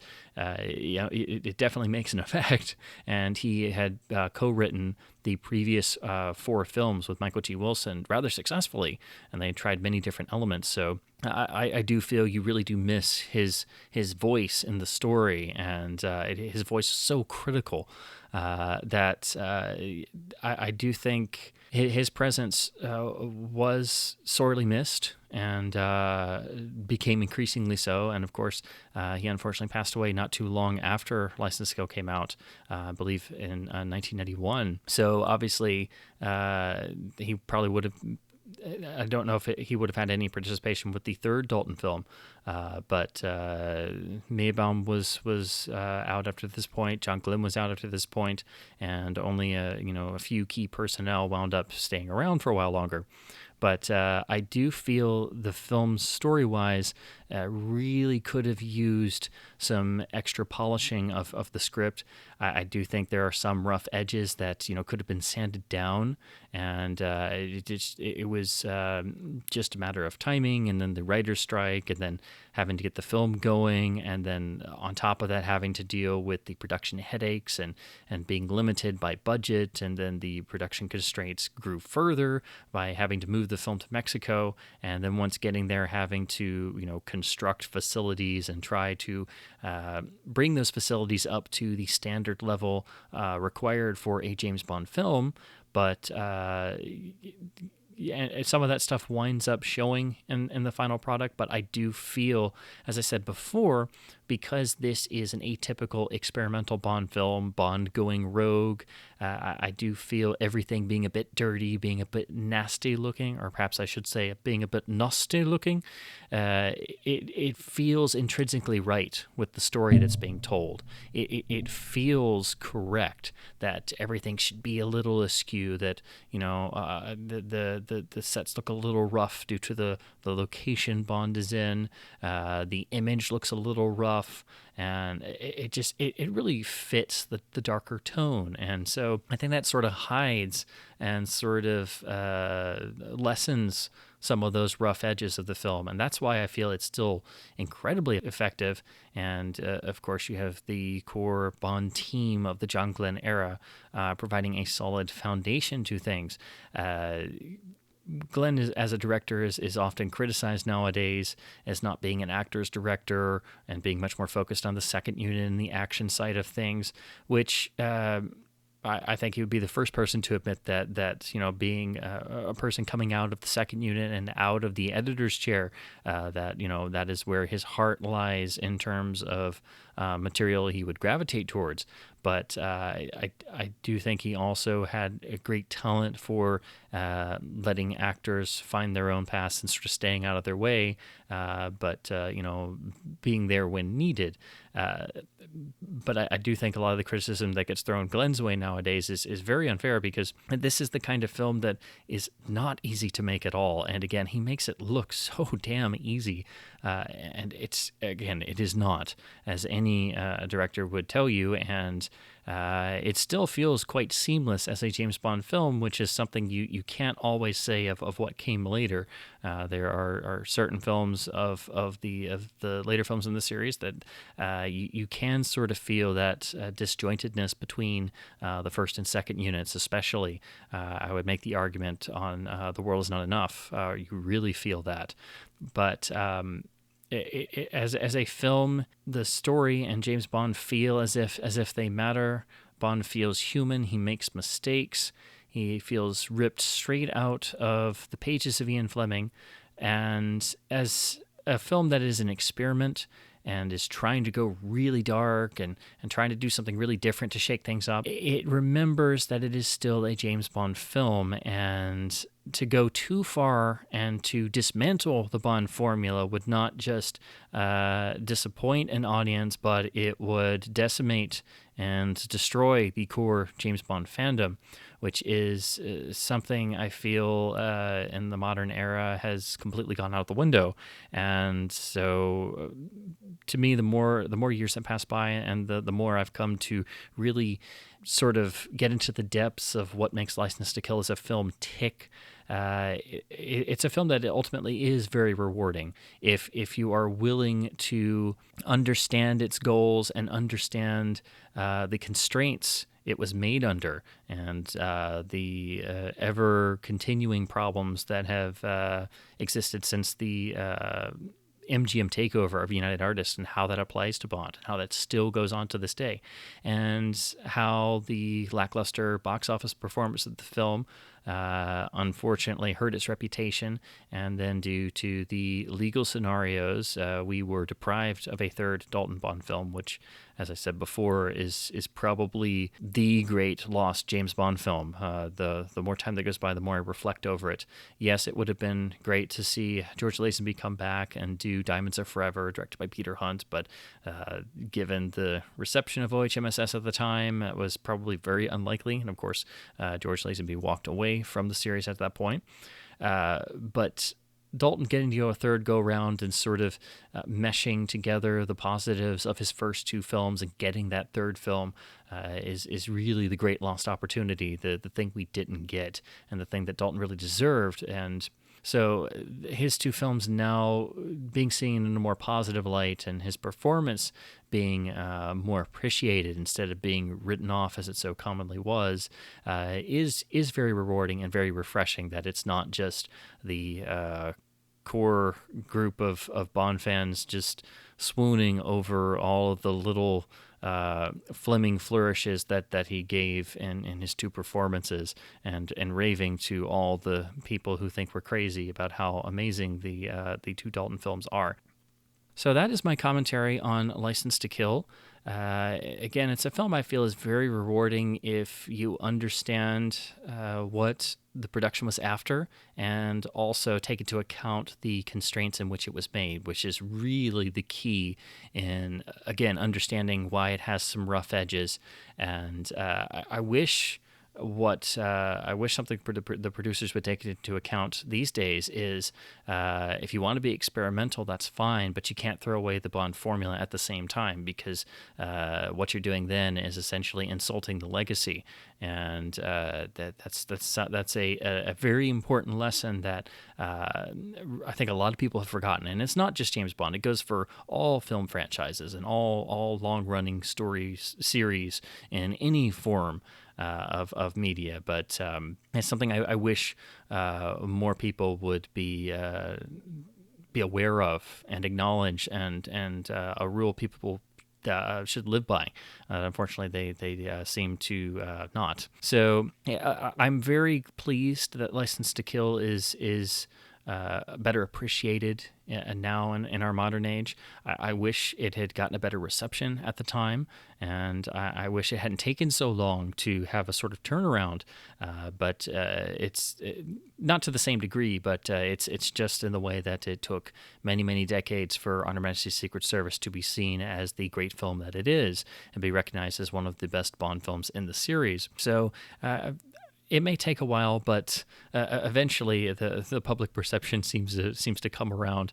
I do wish more people would actually take the time to read Fleming and then be aware of what Dalton was after. But I also wish that people would stop labeling the modern films as being Fleming inspired and being a sort of descendant of what Timothy Dalton was trying to do in the 1980s, because it's completely different and really has nothing to do with Fleming's characterization, nor the portrayal that Dalton gave. The modern films really do their own thing, and just have no connection to what the Living Daylights and License to Kill were doing, and their aims, because again, in both of the Dalton films, you have a conscious attempt to expand the James Bond formula and to intermesh the world of Fleming's Bond and the world of the film, the cinematic James Bond. And so again, you're allowed to have your cake and eat it too, if you're knowledgeable of both sides, if you're knowledgeable of the two sides of the coin, that is the character and the world of James Bond, the film side and the Fleming side. So if you've made it through me babbling about License to Kill, thank you so very much for doing so. Again, I feel like I'm just scratching the surface with these commentary tracks, and I'm just trying to get in as much information as I can with my own personal reflections and just the various thoughts that pop in my head whenever rewatching the film or thinking about the film, which I do almost constantly as a Bond obsessive. So I will return in my next commentary, which of course will be for GoldenEye. Hopefully it won't take me 6 years to do so, but as always, I am very humbly yours, the motion picture analyst,